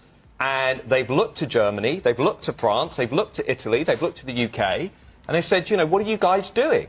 Take Germany as an example. Germany under the Greens, absolutely bonkers, becoming more dependent upon Russia because of its ridiculous energy policy, becoming more dependent upon China, and then turning around and criticising Donald Trump when he says we've got to end this war. I mean, I'm sorry, it doesn't make sense anymore. There are two things that need to happen. Well, that does make sense. It's exactly what we said was going to happen. German high technology, Russian raw resources, Chinese slave labor. That's the new Belt and Road Initiative that the banksters are trying to build. That's why Germany keeps trying to buy oil from Russia, because that's the raw resources as part of the little triangle of hell they're trying to make. Happen. One is, Ukraine obviously needs to be involved in the negotiated settlement, that's obvious, but the second key point is this now has to be a line in the sand. After this negotiated settlement, Europe is going to have to pay to defend itself. We cannot just rely on America, because understandably they're saying, look, we've got China, we've got our problems on the border, we've got to revitalise our economy. So I think for everybody who sat there criticising Donald Trump, I do think we need to look at ourselves in the mirror and think, actually, are we getting this right here in Europe? No, you're not. The Europeans have spent, if they want to criticize the United States have spent $350 billion defending Ukraine. The Europeans have spent combined $19 billion defending Ukraine. And the European Union countries, have given Russia $22 billion for oil and gas. During the same time, the Europeans have given more money to Russia during the Ukraine war than they've given to Ukraine. So they want to sit there and be like, Trump is a Russian puppet and all this shit. The European Union's a Russian puppet. Y'all are giving them more money than you gave Ukraine.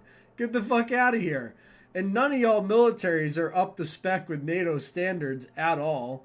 None of you are meeting your GDP requirements for building up your military as part of NATO, except for one country. So it's insane for them to criticize the United States at all. If you want to defend Ukraine, you defend it. It's your continent. The United States is really far away from Europe, I don't give a shit if Russia steamrolls all of Ukraine tomorrow, as long as the war ends. It doesn't really matter either way.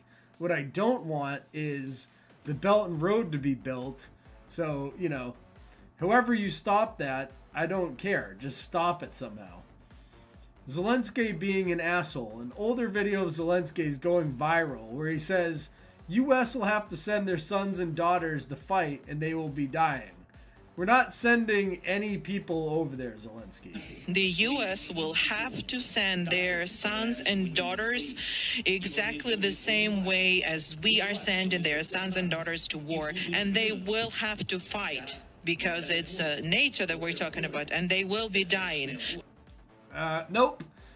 Nope, they won't be. This is coming to an end. Sorry. The little LARP you got going there, Zelensky, is over. Big difference if it's not you or your child being conscripted to die in the trenches. Video 1 is women in Mykolaiv demanded the release of children and husbands that were forcefully mobilized. Ukrainians in New York demand more weapons so Ukrainians in Ukraine be sent to war. It's unbelievable.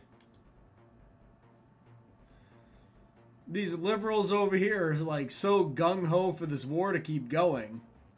Высота не имеет никакого смысла. Оттуда депрессия всем ощущается. И в данный момент себя счастливым человеком. Наших детей музей вывезут!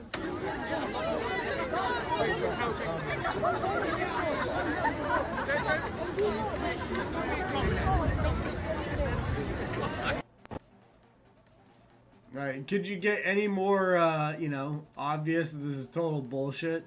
Треба сідати за стіл переговорів і зупинятися на цьому етапі, на якому ми зараз знаходимося. Ну, чесно кажучи, всі шоковані, і я так само. Дуже сподіваємось на Європку, може вона очухається і почне робити якісь більш радикальні дії, які вона мала робити вже набагато раніше. Тому я вважаю, що наша ціль – це зараз об'єднатися ще більше з Європою, що вона нас пустила, і вже пояснювати Трампу, що треба якось по-іншому. Ну, але він така людинка скажена, тому подивимося, що він буде робити. Ви думаєте, ми повинні йти до кордонів 14-го року, 91-го, чи зупинятися? Але я так розумію, що не зупинятися. Ну, взагалі-то, звісно, якщо ви мене запитаєте, то я б сказав, що треба йти і на Курщину далі, треба йти на Кубанщину, бо це історично наші території. Як ви ставите зараз до дій ТЦК на території України? До дій ТЦК. Ну, давайте так. В них є план, який вони мають виконувати. І... Why don't you go over there and fight then? You want this war to keep going, you go fight the war then. It's insane. So you got Europe to pay for their own defense. Trump has been in office. The liberals think this is a W for them, by the way.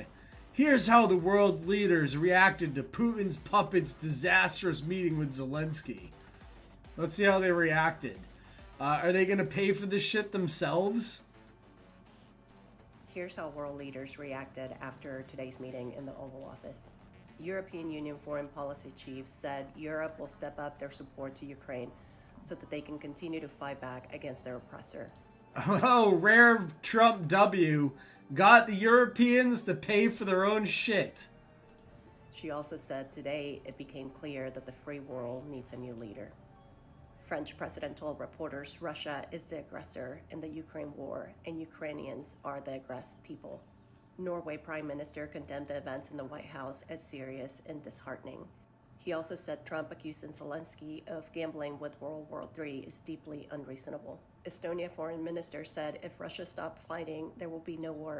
If Ukraine stops fighting, there will be no Ukraine. Polish Prime Minister, dear Ukrainian friends, you're not alone.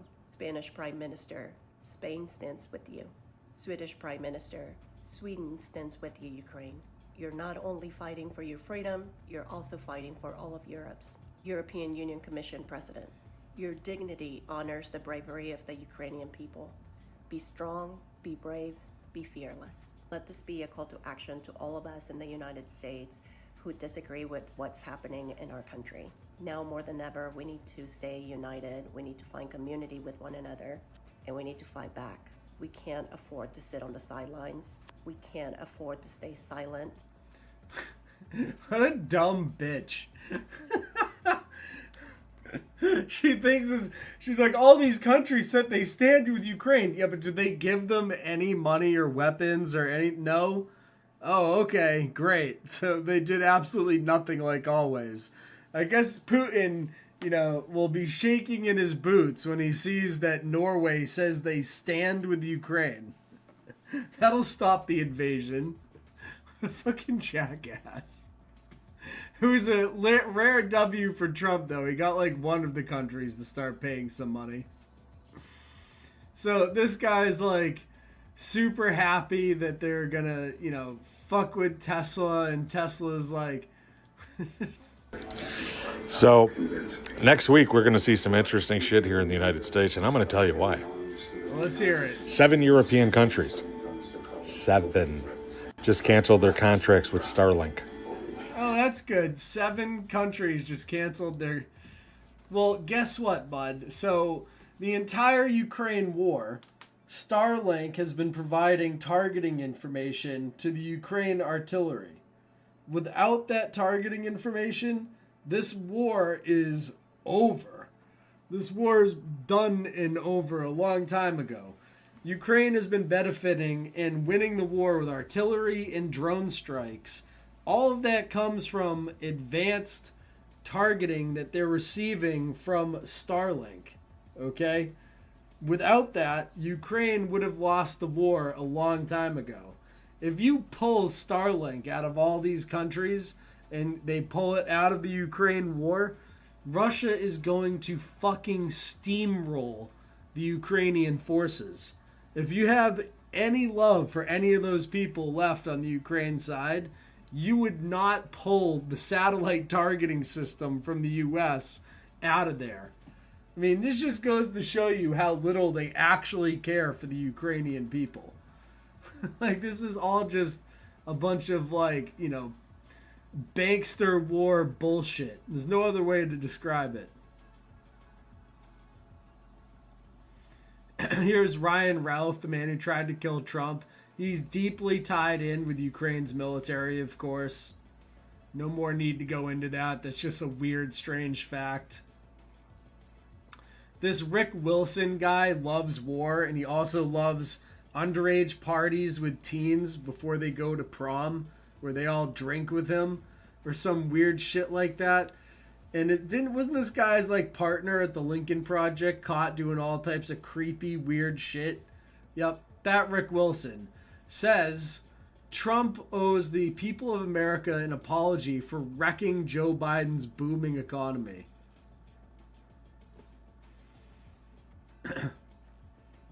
Yeah, there is some raw minerals in Ukraine, but I saw a report that Russia has already mined out something like 75% of the rare earth minerals in Ukraine.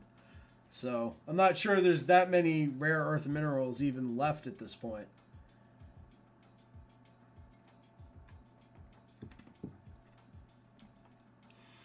So JD Vance tweeted out this meme here in response to this. Trump's alignment with Putin and his plan to sell out Ukraine is shameful. It's part of a bigger story. Trump sides with dictators because it legitimizes his plan for America, a Russian-style kleptocracy where the rich steal from us to enrich themselves. What? This is some hallucinogenic type shit, huh?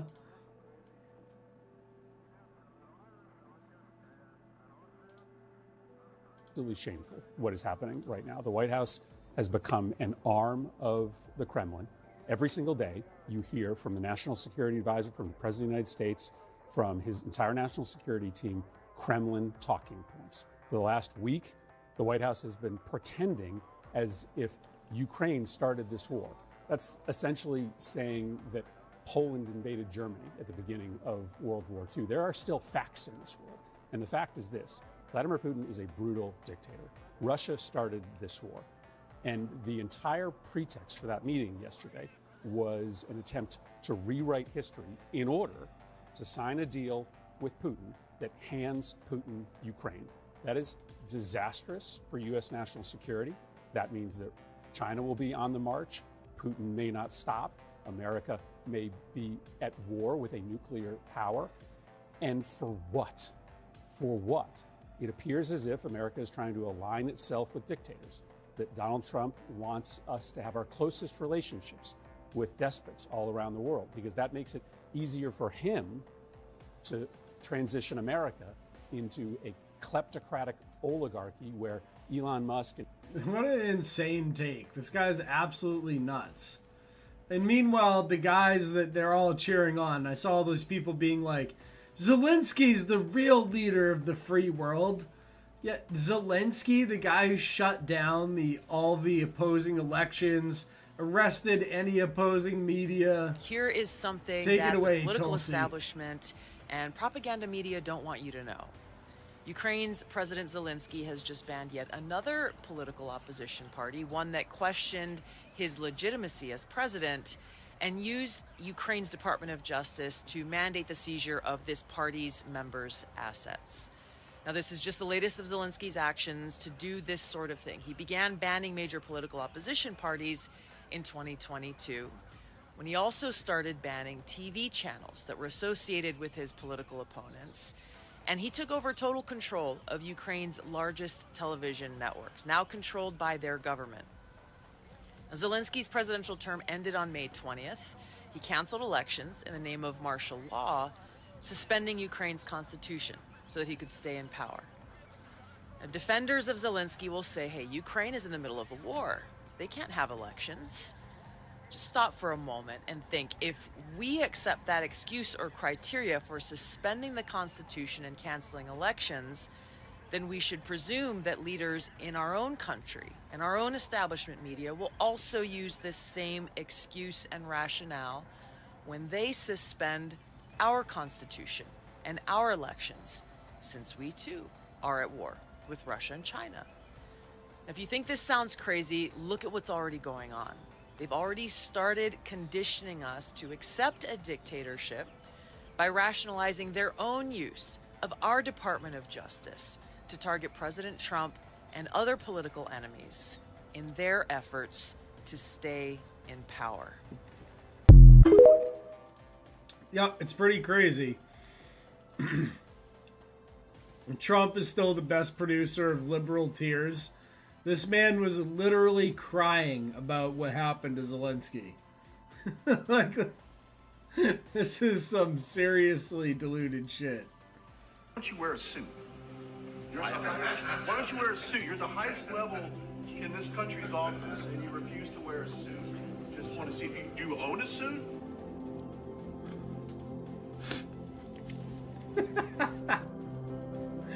Oh man, you all right? You okay, dude? This man is fighting for his country. A sovereign nation got invaded. His people are dying. Oh no. This motherfucker talks about him wearing a suit. Yeah, how hard is it?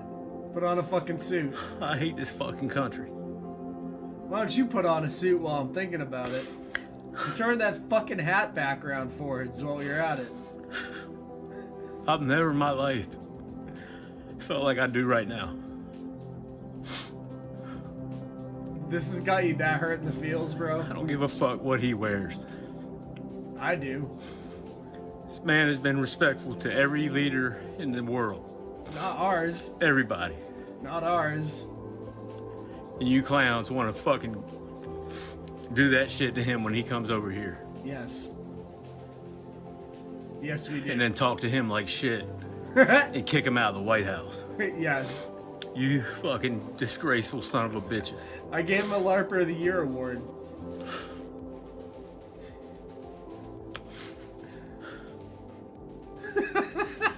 He's chewing on that one. I just want to be next to Zelensky right now. Me too. I'd love to be next to him. I wish I could talk to him. He's probably got good coke.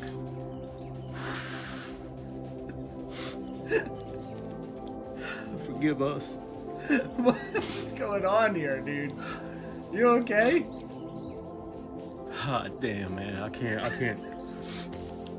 Sorry, y'all. I guess not. I can't believe what I just witnessed in our White House. I guess you're not okay. Dude's literally crying about what happened to Zelensky. Holy shit.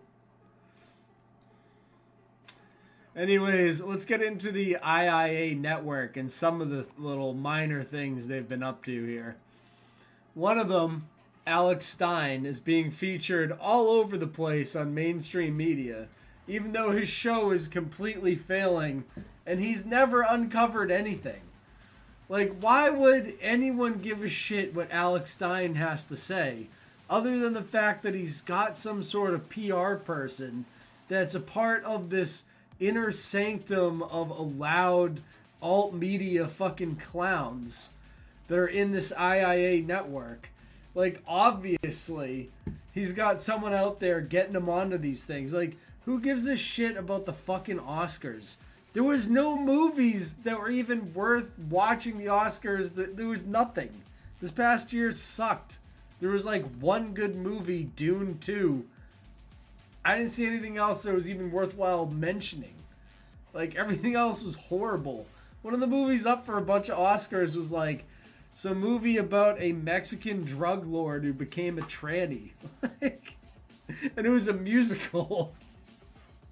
Like, what total fucking nonsense is that shit?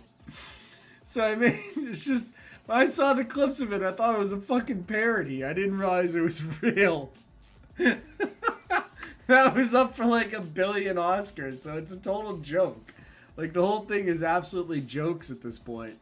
Somehow Alex Stein is getting on mainstream TV, and that's because people like Alex Stein, who's absolutely horrific at stand-up, by the way, he is the worst stand-up comedian of all time.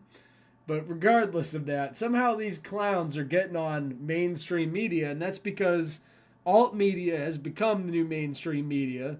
So as mainstream media dies, they're transitioning over to these new alt media stars that you're supposed to just follow, you know, into the sunset without ever questioning, like you did with mainstream media forever.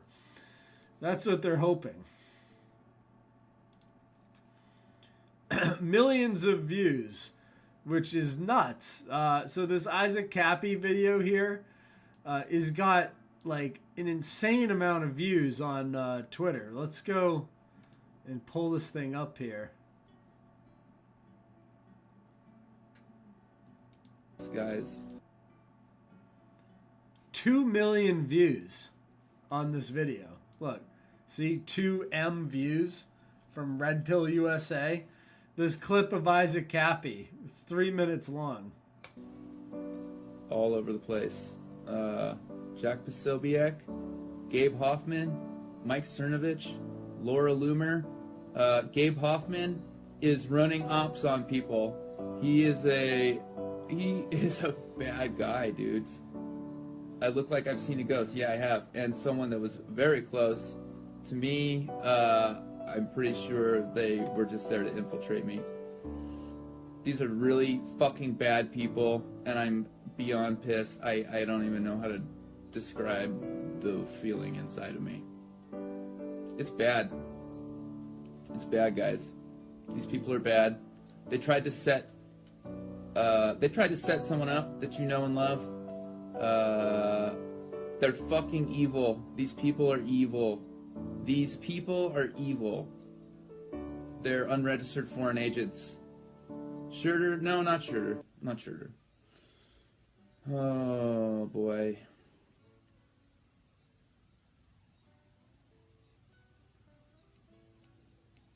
How did I find out?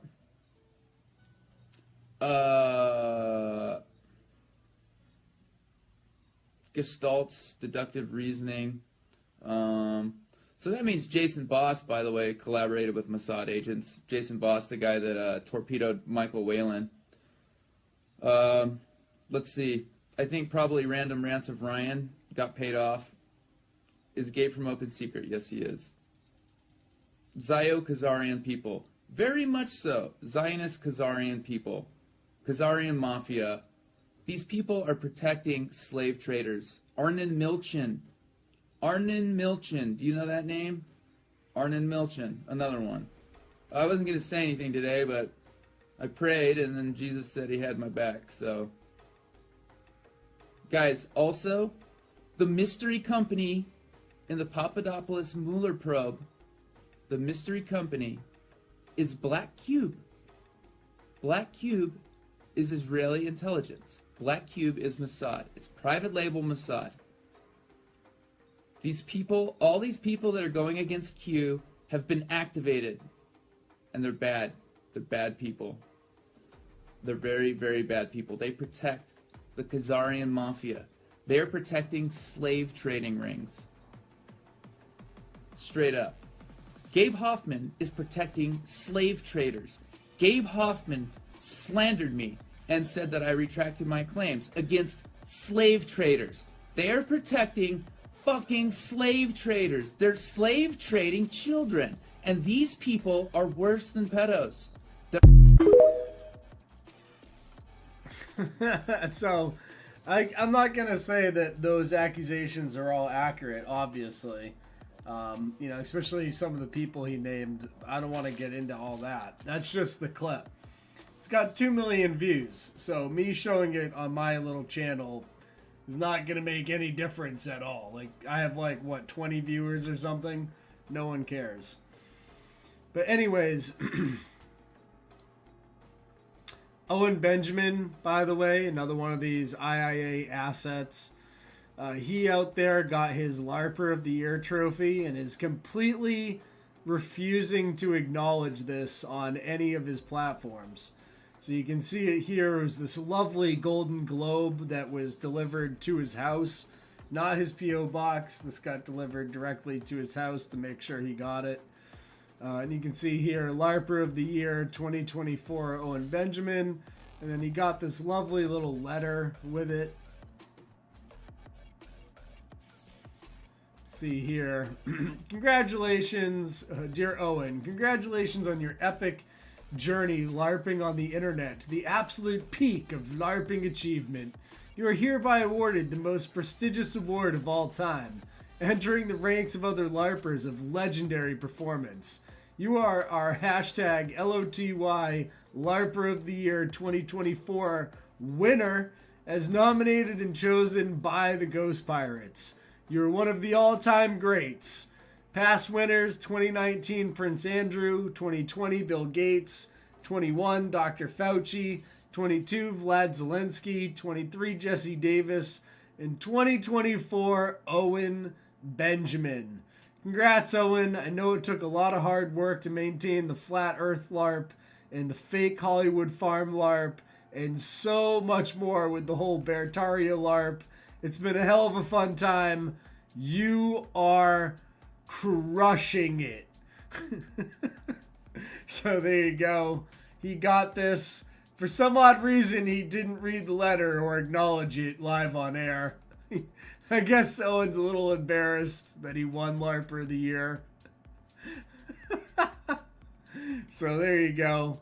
Meanwhile, out there you have the retarded, obviously fake Russell Brandon crew promoting the Yee stuff. This all ties into the Greater Israel Plan, where they push this fake online anti-Semitism to just draw more people to leave the Western nations and head for the hills to Israel.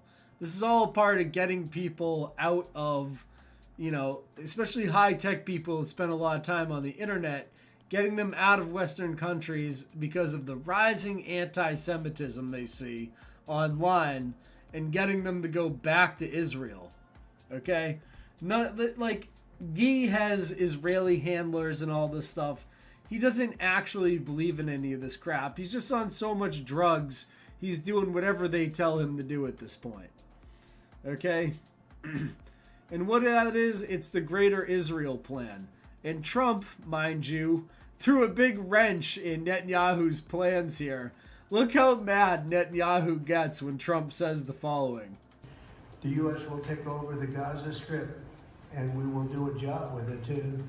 We'll own it and be responsible for dismantling all of the dangerous unexploded bombs and other weapons on the site, level the site and get rid of the destroyed buildings, level it out, create an economic development that will supply unlimited numbers of jobs and housing for the people of the area. Do a real job do something different. Just can't go back. If you go back, it's going to end up the same way it has for 100 years. I'm hopeful that this ceasefire could be the beginning of a larger and more enduring peace that will end the bloodshed and killing once and for all. With the same goal in mind, my administration has been moving quickly to restore trust in the alliance and rebuild American strength throughout the region. And we've really done that. We're a respected nation. Yeah, he does. So it says he looks like he's gonna have a stroke. When Trump's like, America's gonna move in there and we're gonna own it. Netanyahu was like, what? No, that's our job. That's not your job. Like, that would ruin their entire Greater Israel plan, wouldn't it? If Trump just invaded the Gaza Strip with American forces. That would be exactly the opposite thing that they want. Okay, they want America to give them money and weapons to go in there, but they do not want America in there. Okay? So, let's go take a look at how the Greater Israel Plan is working. And what the Greater Israel Plan is this plan is to keep all the nations surrounding Israel in constant warfare and conflict so that their populations sink, where Israel continues to have its population increase, thereby justifying the expansion of the territorial size of Israel. This is the plan. This is why they pump out anti-Semitism and allow it on the internet that Israel controls and runs, because all of that anti-Semitism stuff you see online, like the Yee t-shirts and all this stuff, that just drives more immigration to Israel. They've written about it. The ADL's written about it. They all have written and said that that's the case. Okay? It's like one of the 5 best ways for them to draw people to Israel. Okay? And for them to build the Greater Israel Plan, which is a huge part of everything that's going on. Like, Israel's tied into the Belt and Road Initiative. They're like the center of that whole global trade network. A big part of that is them expanding into various parts so they have access to what, you know, they need to have to be the center of that global trade. That also goes for the internet, right? They want to expand so they control all of the fiber optic cable, like intersection points from Africa, Asia, and Europe. Like, all of it just goes right into Israel, right there at the center of all this. This is a big, big plan by the banksters. This all ties in together. So if you go take a look, Israel has a big time drop in immigration in 2024 because of the wars and stuff going on. There's been a 19% decrease since that, you know, has been going on.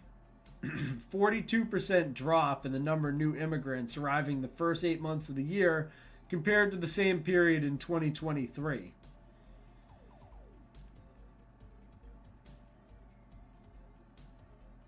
There's a big drop in the number of Aliyah files. The Russian ones have dropped by 45%.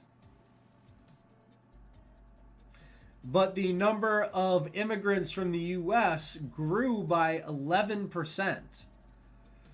So in the United States, where you see all this anti-Semitism stuff going on, you have a 11% increase in immigration to Israel from the United States.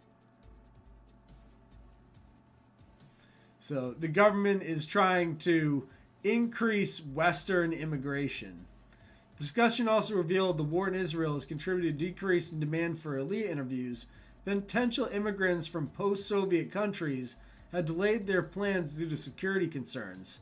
Despite these challenges, Ford urged the government to address the situation urgently, including increasing investment in promoting Aliyah from former Soviet Union countries and improving the absorption process for immigrants from around the world.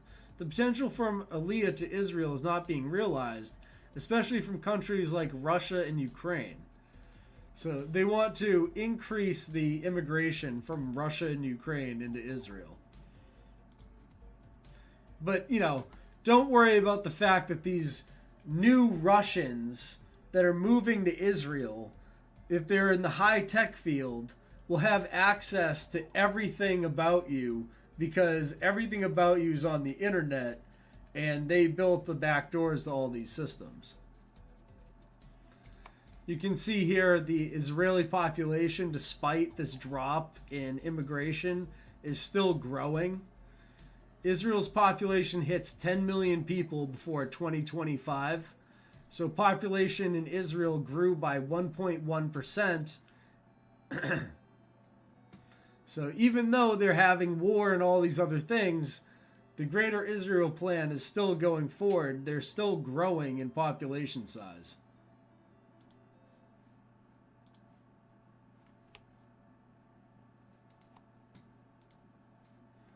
But if you take a look at all their neighboring countries, Gaza's population is down by 6% since the war began, right? So Israel up almost 2% since the war began, or more than 2%, and Gaza down by 6%.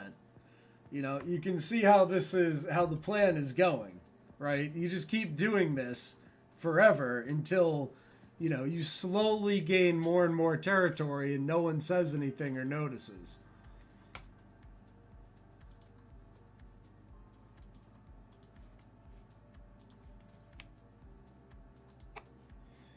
If you go to Syria, their other neighboring country, they're having Syria population. During 2025, Syria population is projected to decrease by 348,000 people, down to just 15 million by the beginning of 2026. So they're decreasing in Syria significantly.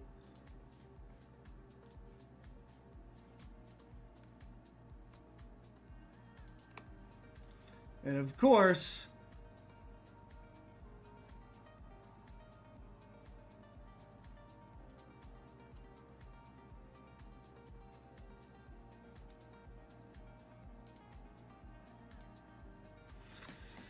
you have this going on, the Israeli invasion of Syria 2024 present. Israel took advantage of the power vacuum created by the fall of Assad to increase the amount of territory it controlled by several hundred square miles. Israel declared the 1974 border agreement with Syria to be void. Israel initially saw this new invasion would be temporary, but later said it would hold on to the territory for an unlimited time. So there you go.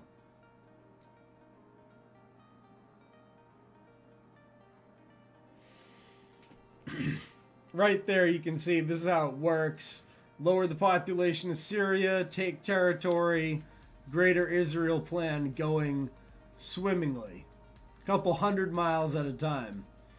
And you can see here the build up to World War III. You know, once again, it's been now 3 years since this invasion of Ukraine, and I said it was a full-scale war, an invasion right from the beginning. I said this war would go on forever because it's another banker war, and Putin was just a puppet of the bankers. I was right. All of those other people like Jason Burmis, Whitney Webb, Coach Red Pill, rest in pieces, and all the other ones. Ryan Dawson, all these characters, they all told you that this was a special operation that would only take a couple months. They said it had to do with uncovering all these biolabs that were like creating the next COVID-19 and all this crap. None of that ever came to pass. There was never any like, oh, here's the biological weapon that we found that was really evil. Yes, there were biolabs there, but they were like on the record, well known about biolabs that no one was even hiding. Victoria Nuland even said they were there. So like, it wasn't like there was some secret biolabs. It was just the standard stuff that they had. And nothing that the Russians ever came out with was ever like any big deal at all. And then they were like, oh, well, it was to get rid of the Nazis in the Azov battalion. Okay. That should be done by now, right? Like, shouldn't that be accomplished? Or is this just another banker war and Putin's just another puppet of the bankers? It's yellow cake all over again. Exactly. Just like I said it was at the time. I mean, how many of these big time shows were pushing all this shit about biolabs, and none of that ever fucking came to matter at all? That was not what the Ukraine war was about. The Ukraine war was about this Belt and Road war shit that's going on where they're trying to restructure the planet. It's always about, geopolitics and, the minerals. It probably is about the minerals as well. And, talking about the minerals and stuff like that, you have all of this stuff going on. All of this direct energy weapon stuff is making massive, massive gains, as I said it would. And all these people laughed at me because I said they had direct energy weapons. And now, like, way later in my career as a truther, that's all 100% proven fact. Like, here's a history of it here. This guy, Laser Wars, covers a lot of this stuff. It's really interesting. You can see, like, they've had these laser weapons since, like, what was this, 1973? They were starting to work on this technology.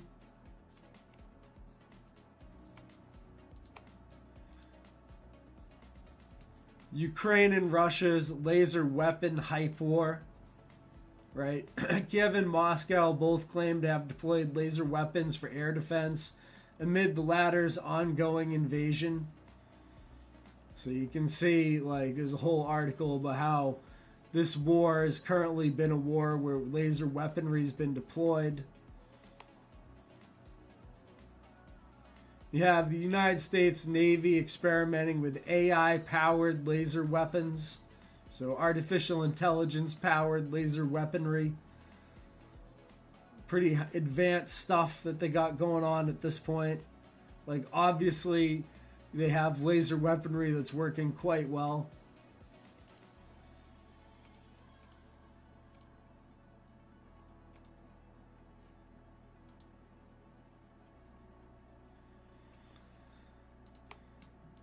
One of the things I've heard from, I've been at big time industry meetings with people from like the Naval War College and stuff like that.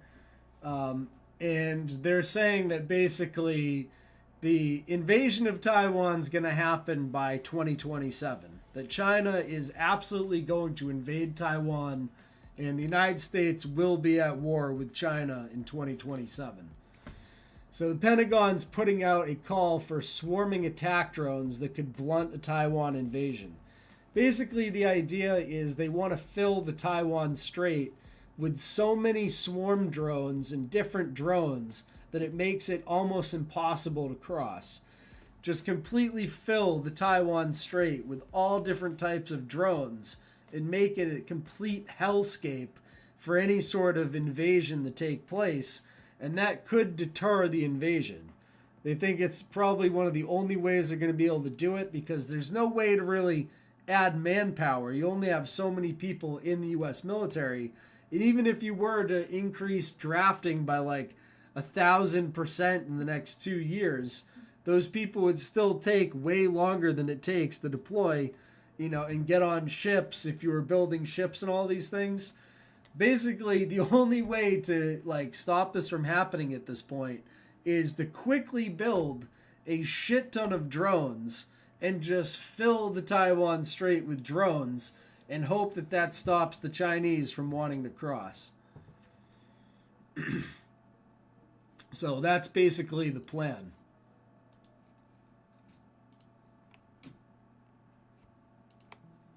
So you have unmanned sea drones, counter-drug sea drones utilized by Navy as Trump ramps up military resources at the border. You can see these like really sick sea drones they have out there are now being used to patrol the border and catch these people. So they absolutely can be used to do this kind of stuff.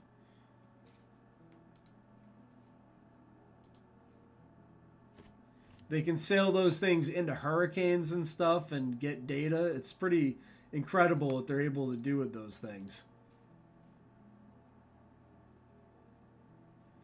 You have these large USVs that are now being launched as well. No Mars envisions a cost-effective USV concept for the U.S. Navy through a design philosophy that excludes all crewed features. So you have these large, unmanned vessels that can be launched and used. That way you don't have to worry about recruiting people. You just have to get these things built.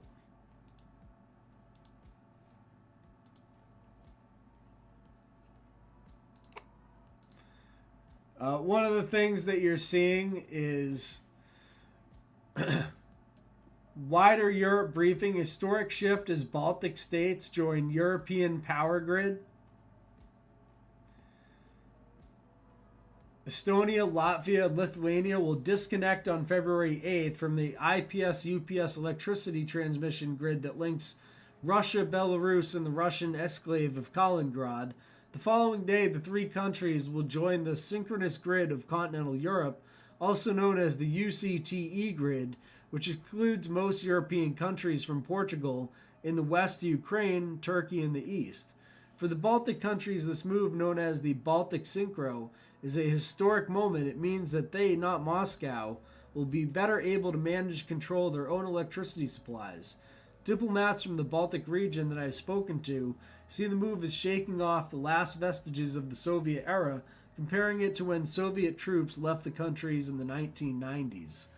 So big, huge moves. These are the types of giant energy power type moves that reshape geopolitics, right?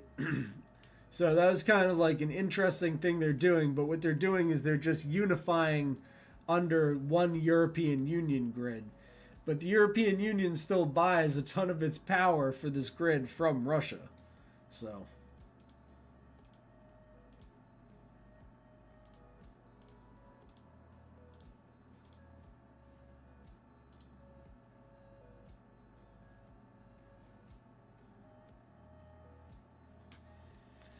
the screen is dark. I don't know how to change that to make it brighter, honestly.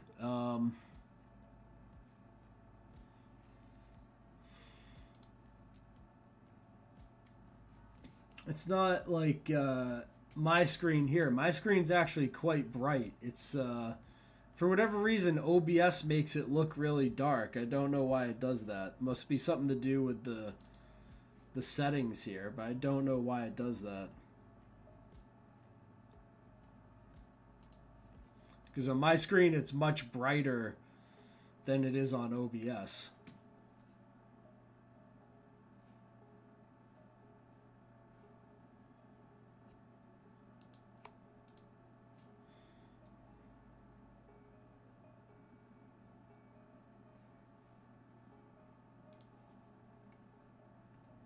You can see here Donald Trump seeks rare earth minerals from Ukraine in exchange for U.S. aid.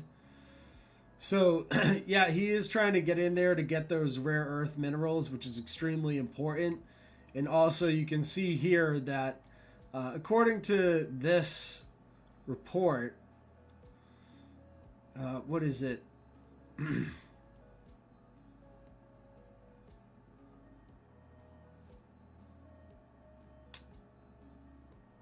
Where the hell is it in the report? I thought it was somewhere in there where it said that Russia had already taken something like 70% of the rare earths out of Ukraine, but basically we are trying to get in there to get them, so maybe I misquoted that. So Ukraine sees marked improvement in accuracy of Russia's North Korean missiles. You can see here the tie-in between Russia and North Korea. Interesting with that is I think when China goes to invade Taiwan, you're going to see North Korea kick some stuff off to draw American forces to the north, and then you'll see the invasion of Taiwan.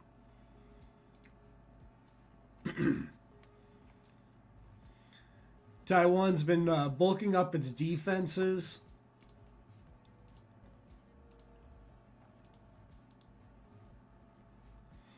See here, Taiwan Eyes buying 6 I-2D airborne early warning and control aircraft from Northrop Grumman as a replacement for its aging E-2K fleet as a response to China's incursions around self-ruled island. You know, China's always buzzing the Taiwan's like airspace.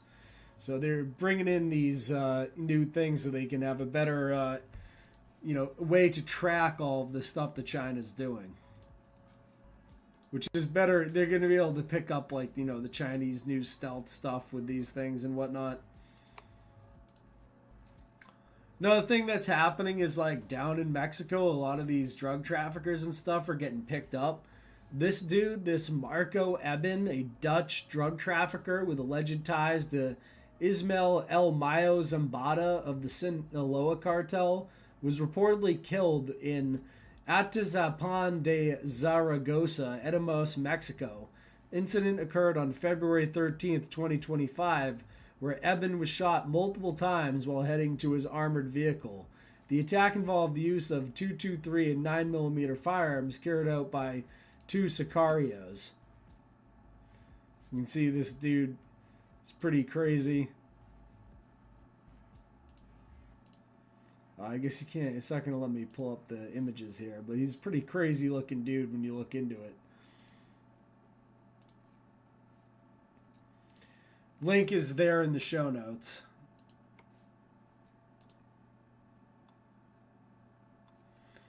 You can see here, that's the last article, yeah. So another like weird thing I found here is USAID put $1.7 billion into UN pooled accounts. UN bought $100 bills from the Fed Bank in NYC, where Afghanistan had its accounts. Families of the 9/11 victims tried to seize the money, but Biden fought them in court. So once again, you have ties from the Fed banks to 9/11 and USAID, right? Interesting stuff, isn't it? Anyways, thank you all for watching the show. I appreciate it. Hope you all learned something tonight and you guys got something out of this. That's kind of the whole point. So if you did and you enjoyed this, remember to hit like and share this on various social media platforms while you still can, because I'll probably have to take the video down in like 2 days and put it on a backup channel. So gonna let it sit here for 2 days and then move it over. However, make sure to keep looking to see if my main channel gets reinstated. And also, if that does, we'll have like a little live stream party. I'm gonna start trying to do these shows like once a week so you guys have some content, and I will try to break it up into the little segments so that people have more shareable content as well. So with that, I hope you guys had a wonderful show. Thank you all for being here, and I'll see you guys soon.